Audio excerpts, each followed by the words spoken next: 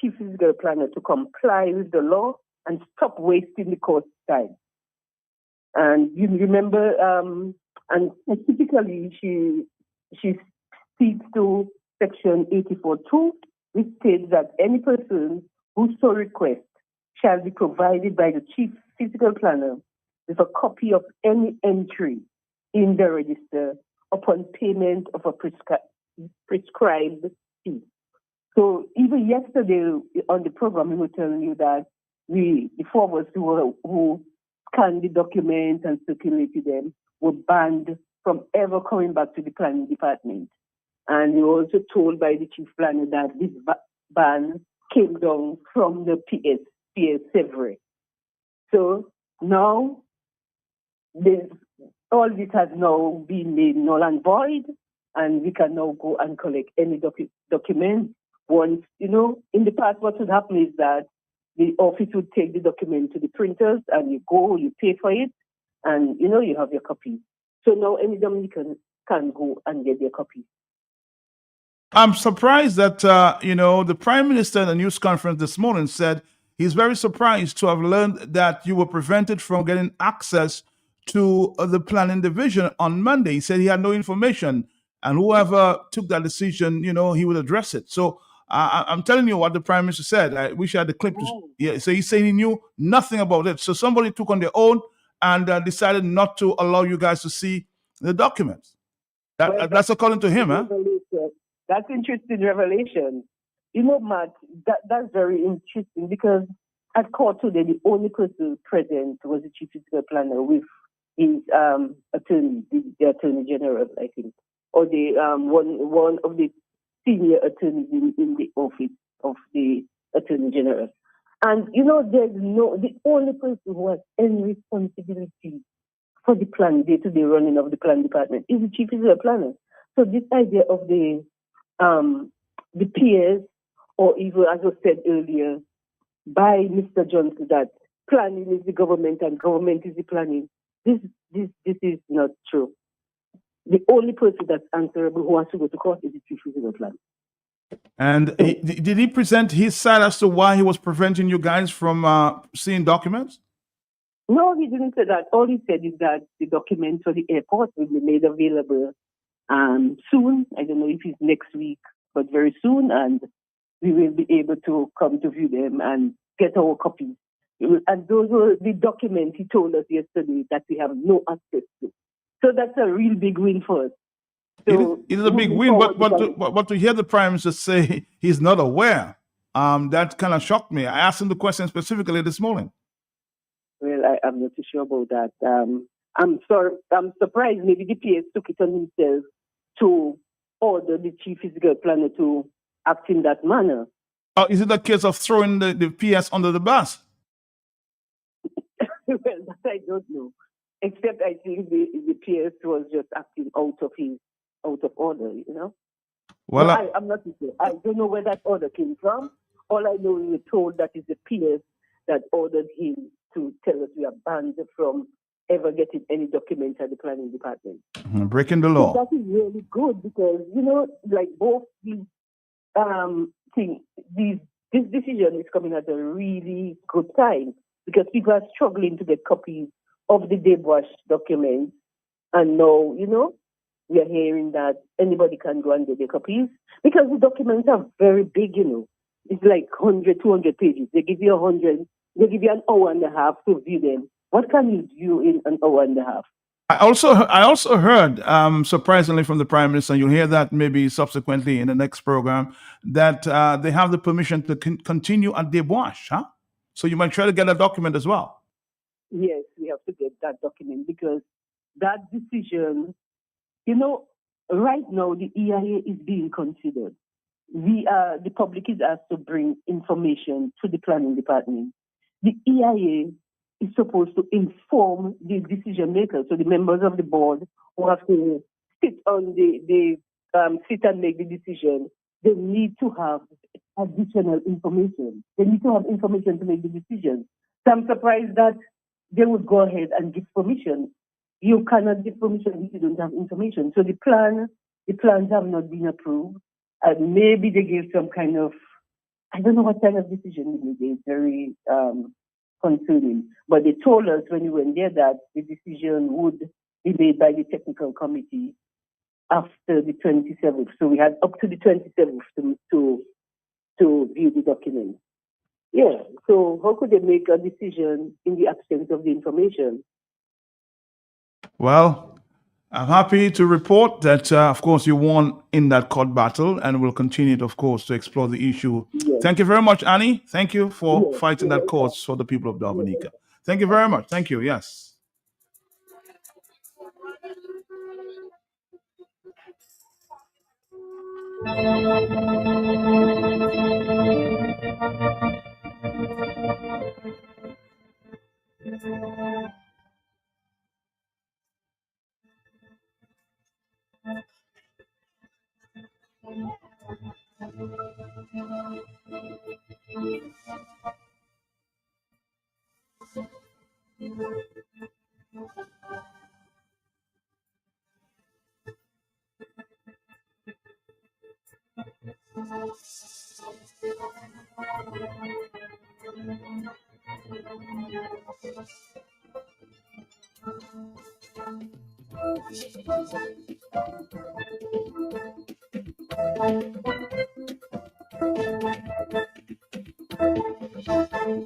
Also standing for Devansh is Mr. Jerry Brisbane, who's happy to hear the news because he was one of the persons banned at the planning division there a few days ago. Jerry Brisbane, we have a few minutes. What's your take on what just happened in the court? Good afternoon to you. Good afternoon, Mark. Good afternoon, listeners, and thanks for the opportunity. Well, again, it's a good, obviously, decision. I think the judge understands that the law is the law and has the rule, obviously, according to the law. What is obviously, you asked Annie about this matter with the leadership making this statement. And again, the modus operandi, Matt, which I, at the end of the program yesterday, made in my last sort of conclusion. It's the normal procedure where the leadership, when they're caught, then they throw everybody under the bus and try to rise like a phoenix, like a savior out of everything else. What really we need in this country at this time, Matt, and what we've been really trying to achieve is that every institution, organization in this country needs to regain its independence. And that control and that fear and everything else, as you know, we talked about, needs to be broken and needs to be changed so that people can breathe once again. Because the people want to do their work. They truly want to do their work. But the fear and the bondage that they're in is disallowing them from doing that. And so when you hear this sort of talk about not knowing and so on, it's really a joke.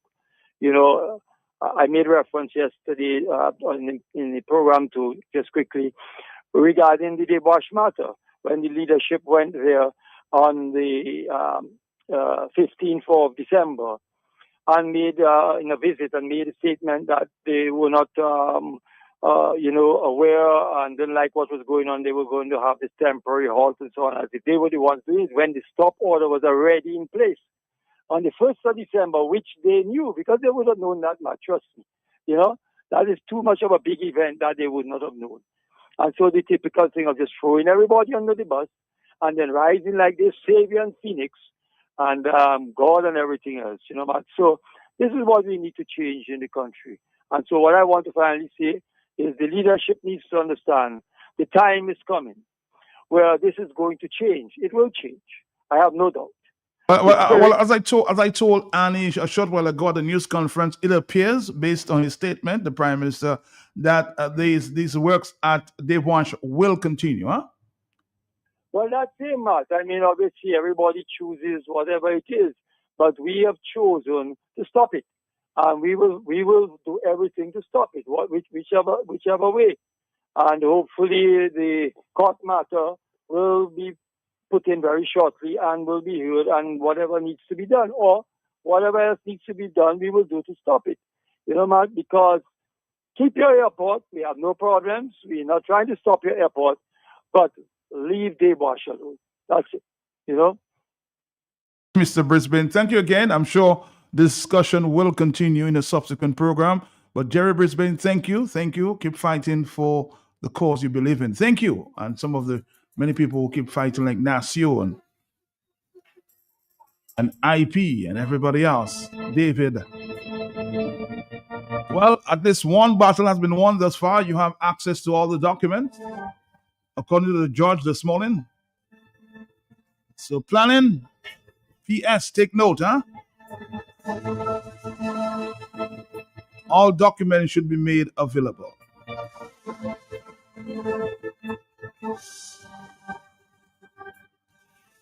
We have a short stop coming up with our friends there from the Dominican Cadet Corps.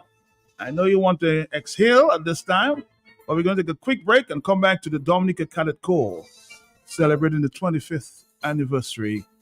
All right, coming back, Dominica, right after this. Thank you. Dominican, enjoy your property, protect your property. You homeowner and businessman, protect your property, enjoy your property. Can't wait for the hurricane, can't wait till you flood again, can't wait till you fly out and all your business coming out. Remember, no insurance company will insure your property when a storm is approaching. Get ahead of the hurricane season. Insure with a company who gives you the assurance of payment for your valid claim. Come speak with us today at the New India Assurance Company Limited, upstairs AC Shillingford and Company Limited, 24 King George Street, Roseau. Bring along an up-to-date valuation from a qualified engineer and get insured today. Go doing shopping for farming supplies. So I ask you, what are you doing inside Bloombox? Do you have a farm? You tell me, that's how it sort. I've been married 37 years. Look at my money farm. They say, no, not woman, like land for farming crops. And then you understand, Bloombox is the most affordable on island. Knapsacks starting at only $57.71. Elsewhere, it's $300 plus. Cutlass seeds, seeding trays, nursery pots, sales of potting mix, all at way better prices than anywhere else. Fertilizers, 3-in-1 multi-tool, and so much more. Located on Federation Drive, Goodwill. Second property on the right after the Valley Link Road and on the corner of Drury Lane and Hanover Street in Roseau. Bloombox. Let's bloom together. Ooh, oh, oh, KFC. Ooh, oh, KFC. Looking for some place to go. Emails for so KFC. Grab your family and your friends. Join in the experience. KFC. It's the place to be. Made for you and me. KFC. KFC. It's finger licking good. All right, Dominica, we're back. It's 1:20. Let me take the opportunity to say happy birthday to Princess Dahlia Dangleben. Extending greetings to you from your mom, Davina, and your sister, Selena, Granny Rita, Senville, Grandpa, Jericho, and the baker, her father, Christopher Dangleben, and her extended families, aunties, uncles, wishing you a wonderful day today. Dahlia Dangleben, the princess. Thank you. Of course, continue to say happy birthday to my mom today, Ernestine Teen Peltier. Continue to enjoy your day. With that said, let's say good afternoon to the gentleman in the house. They said the Dominican Cadet Corps is celebrating the 25th anniversary of existence since the revival in 2001. And has organized a week-long schedule of events to commemorate this major achievement. With us this afternoon there, let me allow him to introduce himself. Good afternoon to you, sir. Good afternoon to you and good afternoon to all our listeners. I am W1 Robinson. I'm a member of the Dominican Cadet Corps. I am part of the training team who is organizing the week-long event. Did anybody tell you have a radio voice? You've been told that, huh? I've gotten that sometimes. He had a bass in his voice, so okay. Well, let's get straight into it. We don't have too much time. The 25th anniversary and you have a schedule of activities taking place. Can you speak to that, sir? Yes, as you said, we are celebrating 25 years since revival in 2001. But the Dominica Cadet Corps has been around for about 116 years. 116 years. Yes, it was Okay. founded in 1910. Mhm. At that time, it was only in the grammar school at that point. But yes, after revival in 2001, we are 25 years old. We decided that this is a big milestone for us, 25 years. And we decided to have a long week of events, which started Sunday. Mhm. Sunday passed with a church and a parade afterwards. A church service. A church service and a Oh. parade afterwards. Okay. We continued on Monday with school visits and more radio programs. Yesterday did the same, and today we are here at our third radio program, and we had school visits this morning in one of our units in NECS and Casper Secondary School. So, what is your role? What is your role? I am part of the training team, which is directly responsible for training the cadets. Mhm. So I am responsible for the Central Division, which includes the Roseau Infantry Unit and the Grand Bay Secondary School, Pierre Charles Secondary School. So, how old do you have to be a cadet? First form. Once you are in high school, first form, you can join the Dominica Cadet Corps. How do you say get an application to somebody may be interested? A parent may be out there saying, I want my son or my daughter to join. You can be both male or female, right? Yes, it's male and female. Mhm. We have a number of schools under our under the Corps. So Okay. the whole Roseau district, we have units that is under one Roseau Infantry unit. Then we have Pierre Charles Secondary, we have Casper's Secondary School, Northeast Comprehensive, Portsmouth Secondary School, and Isaiah Thomas Secondary School as well. We also have the band, and if you want to join any of these units, you can go to the principal. He or she will take your name and give you a form. The forms are in the principal's office. Mhm. Yes. All right. Do you have to do any background checks at all?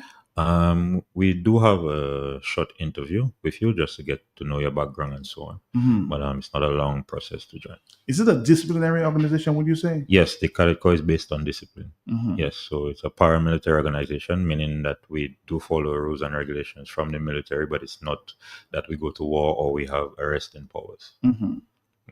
All right, but tell us a little more about the activities you have for the rest of the week. Yes, so tomorrow we have Throwback Thursday, where we have a social interaction where you can connect with us through our Facebook page and our Instagram page. You can connect to us at the Dominica Cadet Corps Facebook page or Dom Cadet on the Instagram page, where you can tag us and you will give us some history about yourself. If you have pictures that you would say that is the year you were in a cadet corps, and just to throw back some information and history. Also, we have cadet uniform there at the schools. So the cadets are allowed to come to school tomorrow with their uniforms on. How many members you have? Currently, we have about 300 members. 300? Countrywide. We have a mandate to increase that. So we are actually in the recruitment stage of our process. About 2 weeks or 3 weeks back, we had potential cadet officers, which is adults. We train them so that we can extend for recruits, so we can gather more recruits in the schools. So how old you have to be to enter, and how old you should be when you wrap up? It's not a wrapping up. You from the school, so you are here from first form until fifth form. Then you transition into adult ranks. So we follow the military rankings. So by your fifth form, you should be a sergeant or staff sergeant or warrant officer for the school, and then you can transition to commissioned ranks afterwards. All right. So there's no space for retirement? You can be as old as you want? No space for retirement at this point. No. But what is your experience? You joined in what year? I joined in 2013. I got enrolled in 2014. So my experience has been well. I am a police officer by profession, but the Dominica Cadet Corps brought me here into the police force. It trained me. So it's a good transition. It's a good transition. If you have that military background from young, it's easier to train in the police force. it has been exceptional. Without the Dominica Cadet Corps, I wouldn't be here right now speaking like this because You were shy at the time. Yes, I was a bit quieter. So Mhm. we train in many things: first aid, military knowledge, public speaking, and we have a program, Cadet and the Community, where we learn civics and other topics that dealing with the community. Before we go ahead. continue, on Friday we have a barbecue fundraiser Okay. at the in front of the police headquarters, the immigration parking lot, and also on Saturday morning we have a car wash. We are raising funds for the Dominica Cadet Corps to continue our good work that we do. Okay. The barbecue is from 4 p.m. and the car wash is from 8:30. So where will you see cadets? Where do you appear? Is it at certain activities around the country? Most times you will see the Dominica Cadet Corps members in military parades. You will see them at national events that we are asked to join to either raise flags or drill, or we have the band, as I said, so we play music as well. But we also do voluntary work in the communities as well. So we assist the vulnerable. In case of disasters, we are asked to join as well. So we are not just for drilling, we are here in the community as well, engaging everyone. To do volunteer kind of work? Yes, sir. And you're funded by just international organizations? Do you get support financially from all the outside groups? Yes, we are part of the national security as well, so we are under the government as well, so we get support from them, we get support from outside organizations as well. All right. And other support. So you have something coming up on Friday, match, I think, Cadet Parade in the city? Yes, Cadet Parade in the city. There will be drilling around, just exposing the cadets to everyone, to this like a normal spectacular. We march around the town, play music, and What time is it? should just after school, so from 1:30. 1:30. Yes. Okay. What about? I think I saw an exhibition being promoted. Yes, the exhibition is part of the car wash as well. So we'll have the band playing music and just having the vibe of the Cadet Corps to show that we are more than just drilling on the road. So we'll have different trophies and so on to show what we have won and what we have took part in. We'll show our uniforms and different things about the Dominica Cadet Corps. Anything you want to leave before you go? I think there's a big sale coming up as well. Huh? Yes, the big sale will be on Saturday morning as well. Cadets will be in town, walking around, engaging people and selling cakes and so on for fundraising as well. Any other activity you want to mention before you leave us? As I said, we are currently in the recruiting stage. So we will be in different schools sometime during next month to recruit more cadets. We also in August. We are. So you must be a secondary school student? Yes, you must be a secondary school student or college or older. Okay. Yes, if you are an adult and you want to apply, you apply to the Dominica Cadet Headquarters, which is on High Street. Okay. Upsells the youth division. So the background is secondary school education. Yes. Yeah. Yes. Because I'm feeling here, maybe that's not for you, that there are some young people in the community who may feel that they need to be disciplined and want to join an organization like yours. Would you ever consider that kind of recruitment? A lot of young people that may not have gone to secondary school but want to be part of the Cadet Corps. Well, they apply and we will assist them as any way that we can. Okay. Yes, so that's a possibility once you consider. Yes. After the application is reviewed, then we can consider that. All right. Well, I want to say thank you again. Your name again, sir? Robinson, Warrant Officer Class 1, Robinson. Warrant Officer. All right. So what does your role involve? Just recruitment? No, training. So okay. I am. So you're one of the training officers? Yes. I am specialized in drills. Okay. And first aid.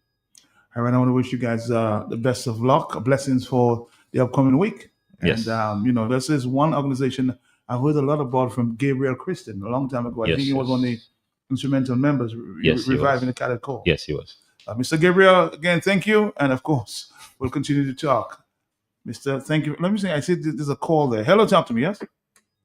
Yes, Matt, good afternoon to you and to your guest. Yes. I wanted to join the cadet corps at some point, but the impediment was I was not going to high school. Yes. But I was a scout, Okay. right?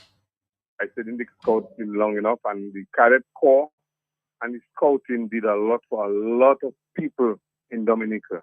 A discipline thing, it is very, very, very good. And if it comes back to the stage that it was when I wanted to join that, it would be very good for us in Dominica. It is a very good thing. So I'm happy, and I will support you all in any way I possibly can. No, my pocket is empty, but I'll come and see if I can buy a big. Good morning. All right, good. Good morning. Yes, I didn't know you were a Scout member. Let's take our final call. I will move on to, of course, the ERC. A few members are here. Hello, talk to me. Uh-huh. Yeah, greetings. I'm listening to you and the gentleman enrolling or planning to enroll in College 4. I don't have a problem with that. So I see, when I look at Burkina Faso, Ibrahim Traore came in and all the young able bodies, they have them into the military system. So I don't have a problem with that. Do right to the young people. Everyone is not enabled to be in the military, but do right to the people around. If you have to discipline them, one way of disciplinary action to them by in the cadet corps, but don't just take them just to be in the police force only. Do it the right way all around. I think that's the strategy. I don't know if it's government trying to do that, but the young able men will be someday in the police force in Dominica. Use them for the right way and the right means, not for their self-gratification, just to be police officers. Thank you. I think it's just helping the young people be disciplined. That is one, quality I think we need to have in Dominica. Yes, and the Dominica Cadet Corps has produced a lot of professions, not just police officers, firemen, prison officers, lawyers, doctors, dentists. A lot of people have passed through the Dominica Cadet Corps who are in society today. I want to say congratulations to you. Thank you. And continue to do the good work for the young people of the. I see one other call coming in there. Hello, yes? Quickly. Yeah. One other call, please. One other call, yes? Yes. Not cadet corps, we want all money for. No, we're not talking about money for nothing. For now, yeah? Hello again, my young man. Thank you very much for stepping by. Yes. Come talk to us about cadets a little more sometime, okay? No in the problem. future. Thank you. Take care, sir. Be back.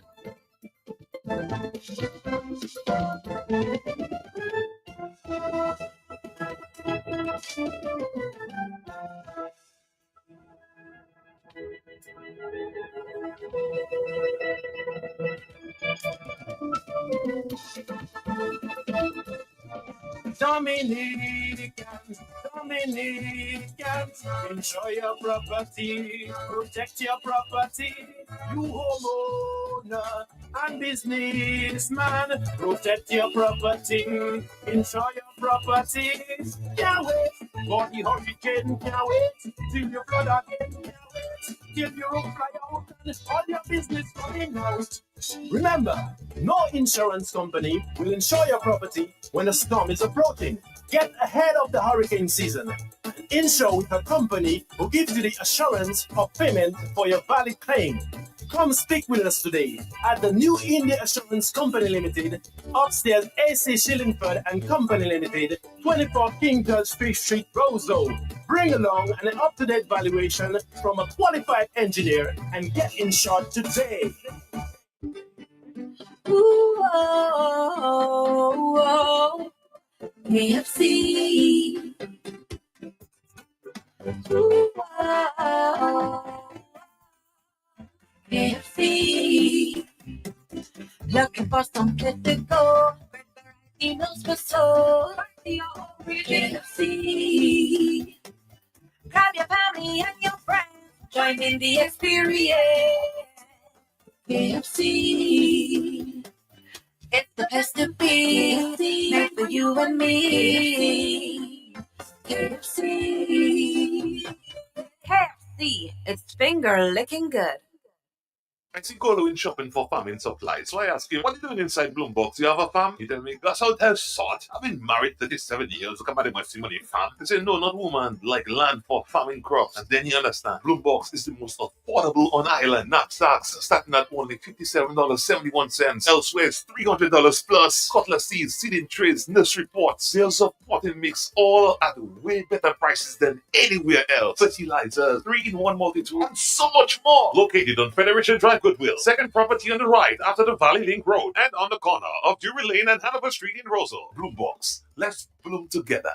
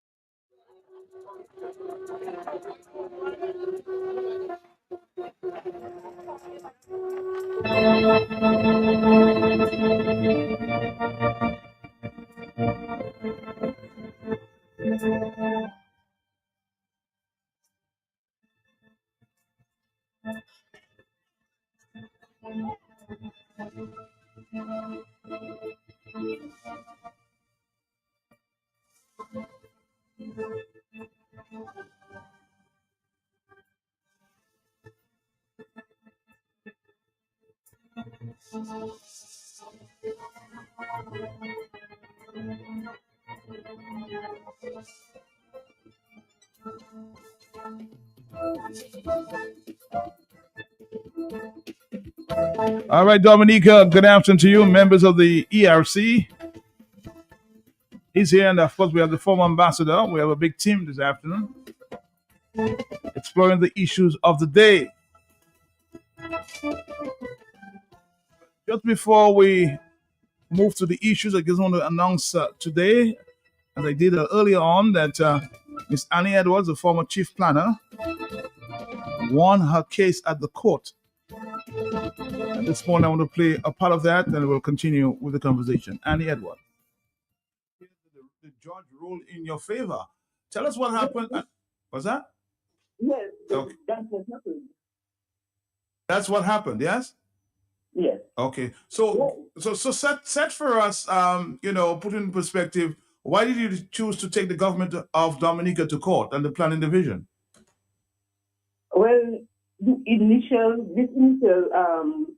hearing was about the fact that we would not getting any documents, access to any documents, specifically to about the airport development.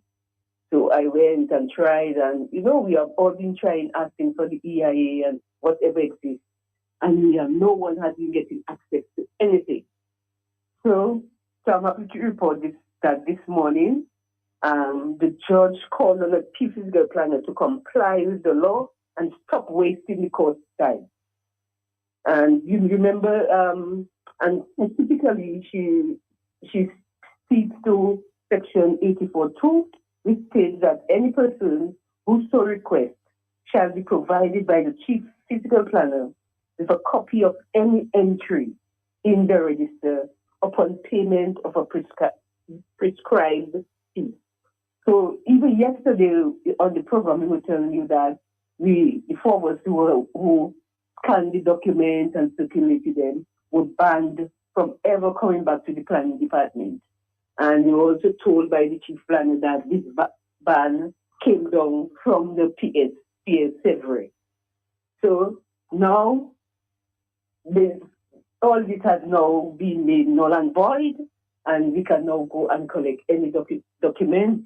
Once, in the past, what would happen is that the office would take the document to the printers, and you go, you pay for it, and, you have your copy. So now any Dominican can go and get their copy. I'm surprised that, the Prime Minister in the news conference this morning said he's very surprised to have learned that you were prevented from getting access to the planning division on Monday. He said he had no information, and whoever took that decision, he would address it. So I'm telling you what the Prime Minister said. I wish I had the clip. So he's saying he knew nothing about it. So somebody took on their own and decided not to allow you guys to see the documents. That's according to him, huh? That's interesting revelation. You know, Matt, that's very interesting because at court today, the only person present was the chief fiscal planner with his attorney, the attorney general, I think, or the one of the senior attorneys in the office of the attorney general. And you know, the only person who has any responsibility for the plan, day-to-day running of the plan department is the chief fiscal planner. So this idea of the peers, or even as I said earlier, by Mr. Johnson, that planning is the government and government is the planning. This is not true. The only person that's answerable who has to go to court is the chief fiscal planner. And did he present his side as to why he was preventing you guys from seeing documents? No, he didn't say that. All he said is that the documents for the airport will be made available soon. I don't know if it's next week, but very soon, and we will be able to come to view them and get our copies. And those were the documents he told us yesterday that we have no access to. All right, so we're going to wrap it there with Annie. Of course, we've got different perspectives, I'm sure. But gentlemen, good news there for Annie Edwards, the former chief planning officer. You want to share? I think Ronald is in the house, an attorney at law. And of course, Johnson Boston, good afternoon to you. Well, Matt, good afternoon to you. The former ambassador as well, too. Yes, good afternoon to you, Matt, your listeners, and of course to Attorney Ronald Charles and former Ambassador Crispin Gregoire. I mean, it's good news that we have heard from Annie Edwards, and I want to compliment her for doing her duty as a citizen, because in a democracy, you have checks and balances that are in place to ensure that governance is proper and the people are not taken away from that.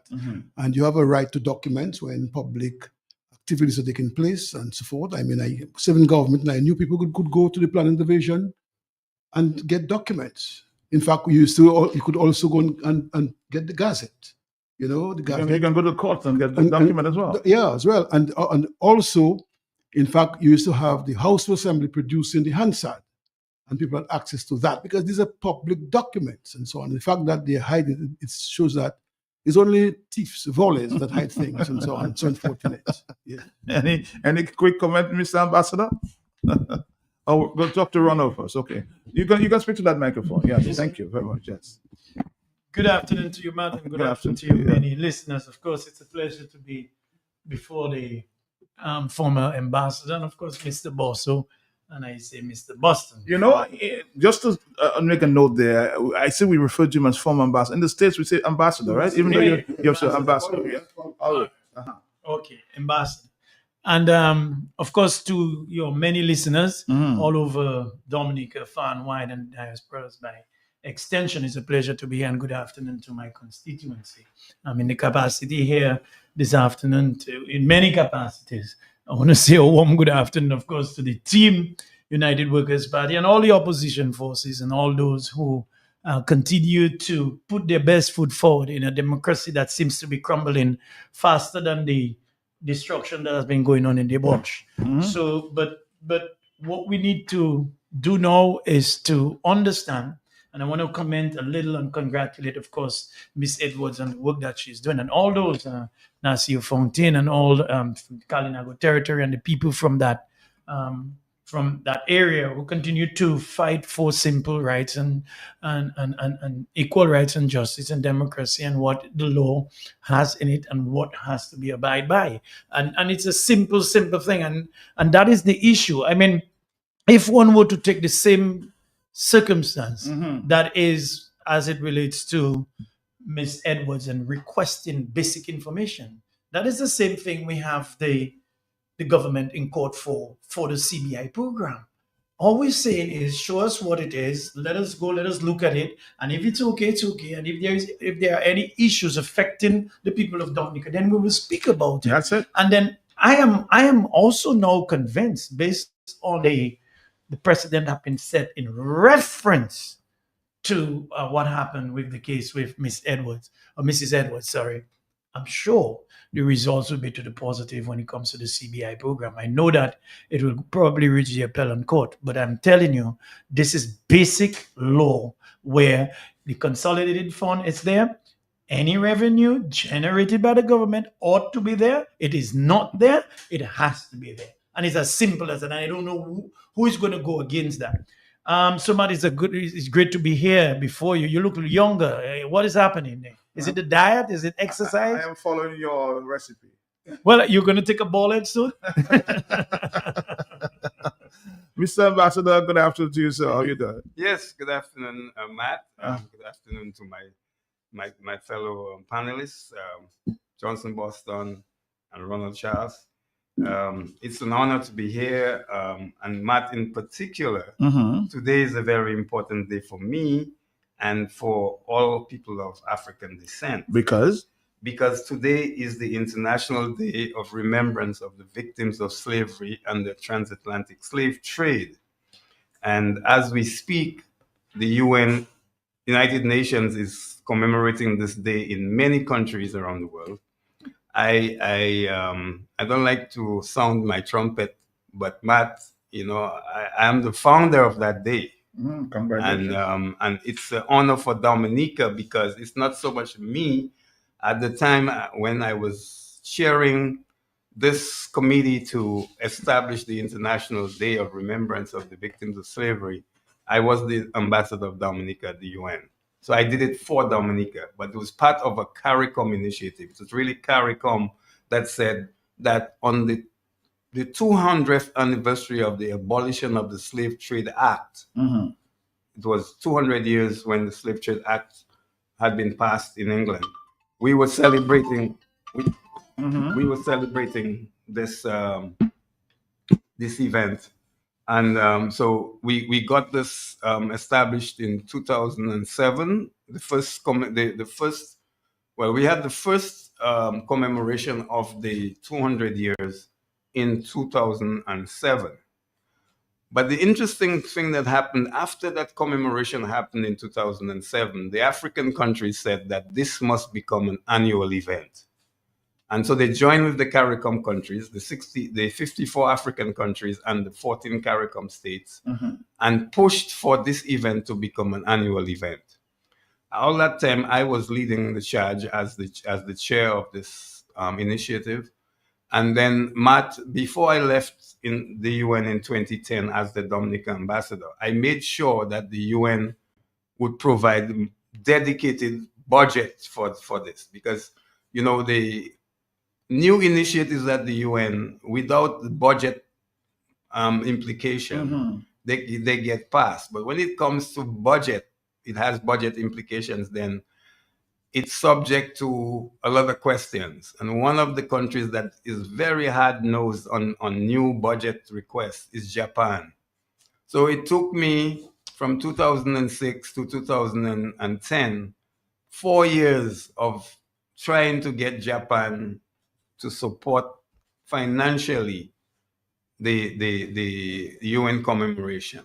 And then finally in 2009, I got them to agree. And to this day, the commemoration is financed by the UN budget. So what should happen on that day? What do you want us to remember? On that day, we want to remember all of the Africans who were taken from the continent and brought to the Americas. We're talking about 16 million Africans who were taken. Now, a good number of that perished in the passage to the Caribbean or to the Americas. So we're talking about easily 5 to 8 million Africans perished in the Middle Passage. But Matt, the thing that is most concerning to us now is the legacy of slavery. It's not gone yet. That legacy remains. And one of the most concerning aspects of legacy is racial discrimination on the basis of race, on the color of your skin. And the one place you go to where the color of your skin really, really matters is the United States. I'm not afraid to say that. I live in the United States for most of my adult life, and I'll tell you, the color of your skin matters. And it matters where you are in the country. If you are in the southern United States, it's worse for you as a person of African descent. You go to places like New York State, which had slavery, but it's a more liberal kind of environment, and it's not as racist as it is. But what is most disconcerting now in 2026 in America, in the United States, is that they want to rewrite the history of slavery. And that is not attainable. I want those people to know that never are we going to rewrite the history of slavery, because you can't write it. You can't rewrite it. I say to the United States, you have a indelible scar on your chest as an American, and that is, you come from a slave society. And there are those who were enslaved to build that society. That is the people of African descent. They had already wiped out the Native Americans. There's still a lot of them left, but not a lot as to when the white people came. They wiped out the native peoples. Then they brought Africans to do the work and build America. And today they want to deny people of African descent their rights and privileges. They have cut DEI, diversity and inclusion.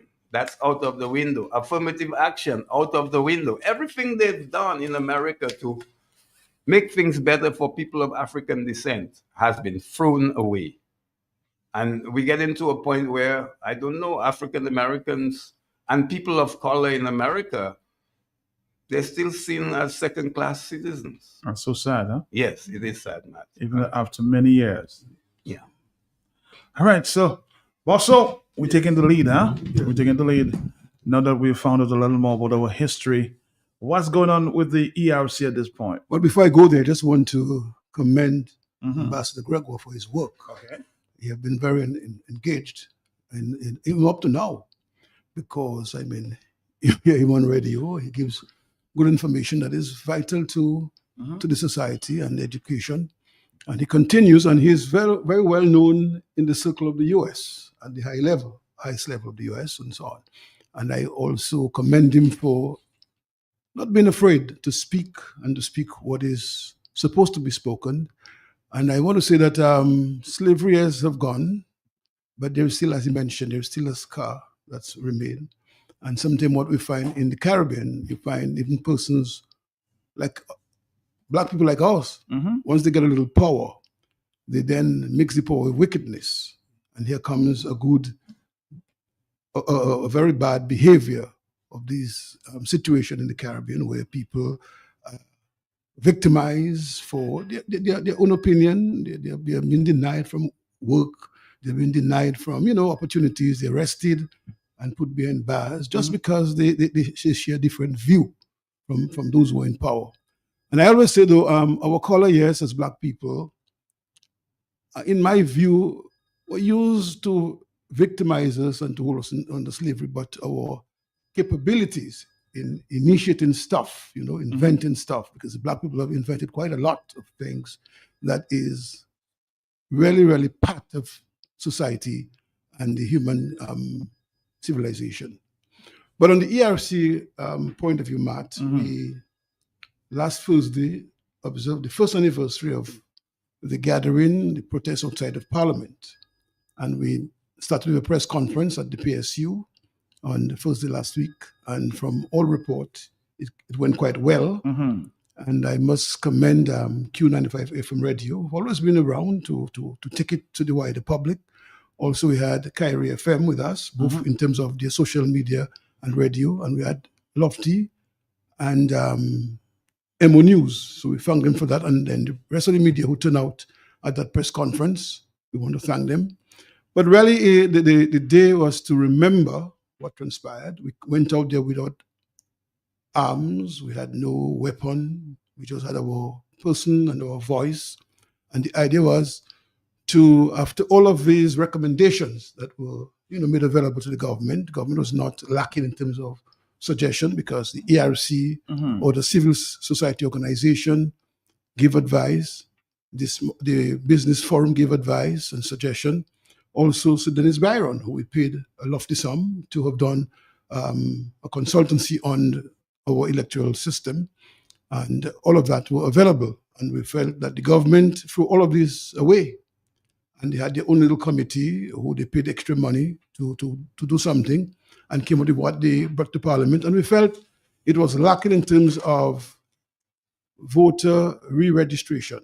And they wanted confirmation. And the idea for that was to maintain their old habit, because there is, in the process, there is loopholes that governments before, the Labour Party in the 70s, the Freedom Party in the 80s, the UWP in the 90s, did not bother with. I mean, they thought that their performance and their being in government was enough to speak to the people about and let the people choose. Mm-hmm. But this government came in and they have exploited the loopholes, and we felt the loopholes should be closed, because after every election, since Prime Minister Skerrit came on the scene, we have had upsets. And what we want really is at the end of an election for the losers to call the winners and say, congratulations, you have won, we lost, and we can work together as Dominicans to build the country. And we stood up, and you saw the police behavior. I do have to go back into that, with people saw it here in Dominica and across the region and the world. And quite 25 of us was arrested. I mean, I slept in the cell for the first time in my life. I mean, I lived my life until I reached in my 60s. I found myself in a cell and so on. And just for standing. And in fact, I was going back and forth. In fact, when they started with the rubber bullets and targets, I was around SMA on that area, going back and forth and so on. So we want people to recognize that people have a right to dissent.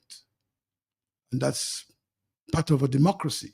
And the government cannot govern alone. They have to govern with the people and for the people. And therefore, there'll be people for them and there'll be those against them. And even persons who have voted for you may still find an opportunity, if something is not going right, to say it is wrong. Because when you identify the wrong, it gives the government an opportunity to correct it.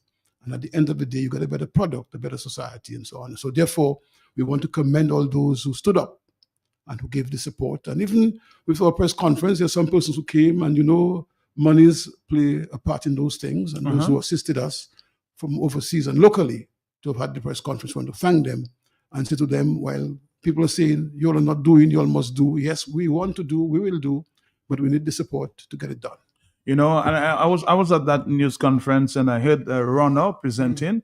And Ronald, what can you tell us up to date as to what is going on with this case? And do you have a good case against the government?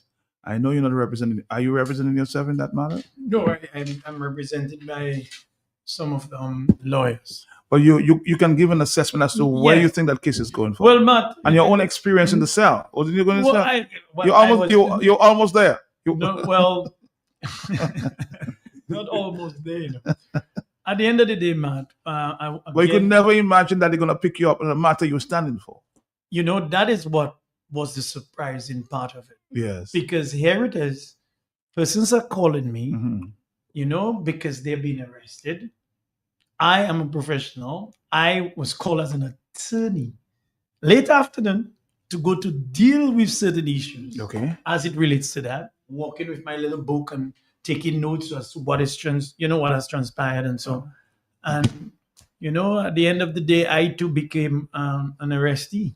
I was arrested, and the drama, and the experience, it's not an easy one, It left a bad taste in your mouth. Yeah, bad taste, and you could imagine what so many people are going through.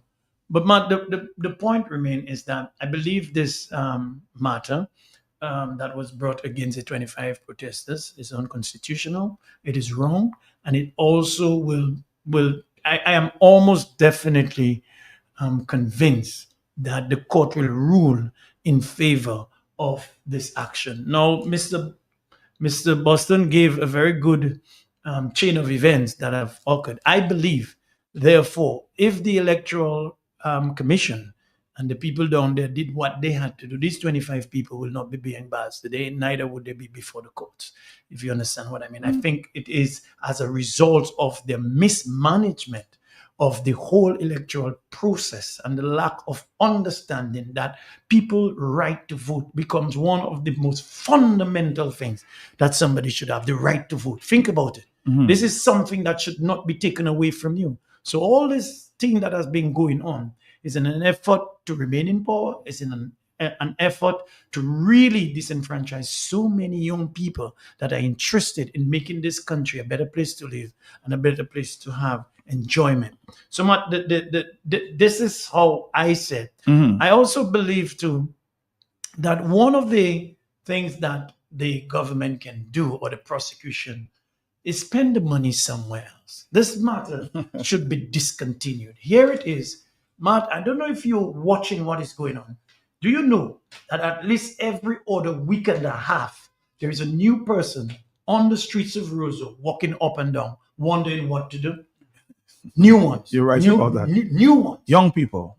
Heard your good friend and a man that I admire so much and the strength that he holds, Mr. Franklin Moses, have been crying for the government to get something, put something together so that these young men and women can have somewhere to go to the bath, somewhere they can sleep, somewhere they can feel a sense of belonging, a sense of hope, a sense of being a person. That money could have gone there instead. There is so many issues surrounding the disposal of garbage in Roseau, Fallis, the rural areas. That money could have gone there. So you're paying council from overseas to come down here to pay them so much money for a charge that you know. And if I was in another forum, I would use another adjective, but I will leave it alone. You know that it is wrong, it is unconstitutional, and that is why it's not stopping here. The matter is also going before the High Court for judicial review. Mr.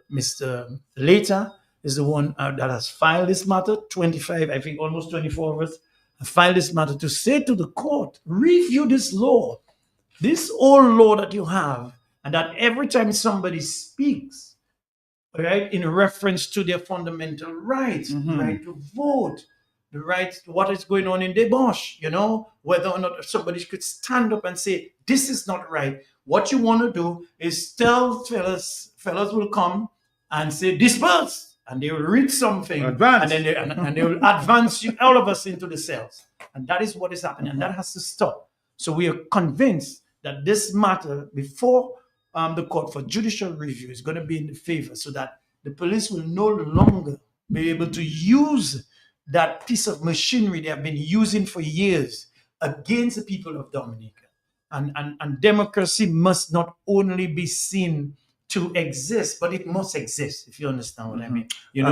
Ambassador, therefore- your take on the situation. Well, Matt, for me, is really very disturbing that in 2025, a government could charge people who are protesting for their democratic constitutional rights, charge them under a law that was passed in the 1700s. Now, let me put that in context, given the day that we are talking. We're talking today about the International Day of Remembrance of the Victims of Slavery and the Transatlantic Slave Trade. In 1720, we had slavery in Dominica. And these laws that were passed by the British to deal with slaves, or the enslaved Africans, I don't like the word slaves, the enslaved Africans, this law was passed to persecute them in the era of slavery. And here we are in 2025, a government of people who have a slavery past. These people are brought before the court for exercising their constitutional right of freedom of association and freedom of assembly. I don't know what these people in the Attorney General's office and the DPP, I don't know what is the interpretation of such provisions under the Constitution. And secondly, Matt, the police is there to protect people who are protesting. The police have treating anybody who is protesting as an enemy. So they come ready to kill. And that's what happened on March 19th, 2025. So I feel that it's really a sad situation that we find our country in. And that I am calling for the release and ending of the persecution of these 25 people. Now, let me also say, Matt, that this is before the international community. The international community is watching this. It is? Yes, the human rights groups are watching this very closely. The Human Rights Watch did put out a statement in support of the ERC, and Amnesty International is also paying attention to what's happening here. So I think that the best decision that the DPP can make, and I'm not giving her any, I can't speak for her, but what I'm saying is that if she was able to nolly pros a case that came from the Caribbean Court of Justice, why can't she nolly pros this? That is the question I wanted to answer. All right, I think Paula Celestin has just joined us. She was one who was a little emotional, I must say, on the last news conference. I heard her. Paula, good afternoon to you. How are you doing? One of the patriots of Stewart. How are you? Good afternoon, Mr. Matthias, and good afternoon to everyone that are here. Mr. Crispin, good afternoon. Nice to see you, Bosso, and the same Ronald Charles. The same Ronald Charles. Yeah, Matt, sorry for being late. It's okay. Because engagement with work, because you have to work to be able to earn. To survive. Yeah, of course, in Dominica, you must do that. Yeah, Matt, I got a little bit emotional the other day because, after going back and think of what transpired, where we all stood for Dominica, and what Dominica has come to, I really did got emotional. But Matt, I am a strong person, I can tell you that. I am a fighter. And what I believe in, I stand for it. And no, I'm not going to have no backing down. And trust me, Matt, I have started, and I can see there is some victory, not very far away. But we can only do that as a united front. When did you realize at that time when you were in the cell, what how would I describe this? What did you go through at that time? Okay, Matt. When the reality hit you? Okay, well, first of all, Matt, when I was picked up right outside of the Bayfront where I was working. I was just done talking to my guests. We had a set time to come back to go and do my tour. So as soon as I was done speaking to them, I turned around. I noticed there I was surrounded by police officers. Really? There were 2 male and 2 female. And then the officer said to me, good afternoon, Mr. Celestine. I said, good afternoon. He said, how are you? I said, I'm fine. No reason not to be okay. And he said to me, can you come with me? I said, no problem. I said, I expected you all earlier than that. Okay. Matt, this was the same police officer who I had spoken to the Monday night outside of the court when Spraggs was there. Okay. And I was expecting that because after the statement was put out there that the persons who were organizers, and I am a member of the ERC, right, I knew that I was going to be picked up. Okay. So from the very same Saturday morning, I went on a tour and I walked with my bag with my clothes because I was expecting any time. Okay. I went to Salisbury the Sunday afternoon. I had my bag too because I was expecting. But at that time, when the officer came, that was the Tuesday, and he said, you have to come with us. I didn't give any headache. And persons were like, you going with the officer and you are smiling. And I was like, what? What should I do? Should I run away? Because I was expecting that, so I made up my mind. But while being in the cell there, I had already made contact with my son because I had enough time from the Bayfront to the police station to communicate with a few people, which I did. So by the time I got there, I thought my son I knew Papi spoke about a helicopter. Right. I thought that afternoon my son had a helicopter because he told me he was in Kalibishi. And in less than no time, he was outside of the police station. But when I saw him, I felt a little bit emotional at that time. But I asked the police officer to please ask him, don't come back. Because he looked sad and I didn't want to be broken down. Okay. But only to find out when this young lady, Clementina, came to see me, where I was standing at the barriers inside the cell, I noticed Clementina. And I was like, what did she come to do here? Because they are looking to pick up people. And only to find out, when I heard the screaming out there, I was shocked that it was the same lady I saw outside there. And they brought her to the cell and she's asking, but what did I do? What did I do? And then she explained to me. At that time, because of the way she felt ill in the cell, she was kind of breaking me down. So I said to her, but Clementina, you are not well. They are going to take you to the hospital. Just play like you dying and them send you home. She said to me, but Paula, If I do that, you are going to be in the cell alone. So at that time, I said to her, but you met me there and I was alone. So why can't I not stay there alone? Because right now, it's like she's getting me sick because she herself is sick. Okay. So the experience in there with her, it kind of changed things around because I was there, I was happy. Police officers were coming by and they were like, what are you doing in the cell? But Matt, I know this was politically motivated by the police officers because we have been to court. I only saw the police that charged me once, which was the very first day when I went to court. I have been to court 3 times and I have never seen any police officer again. So in other words, I'm not sure what is it that's really happening. But Matt, my experience in there, I am not a criminal. I'm a Dominican. Mm-hmm.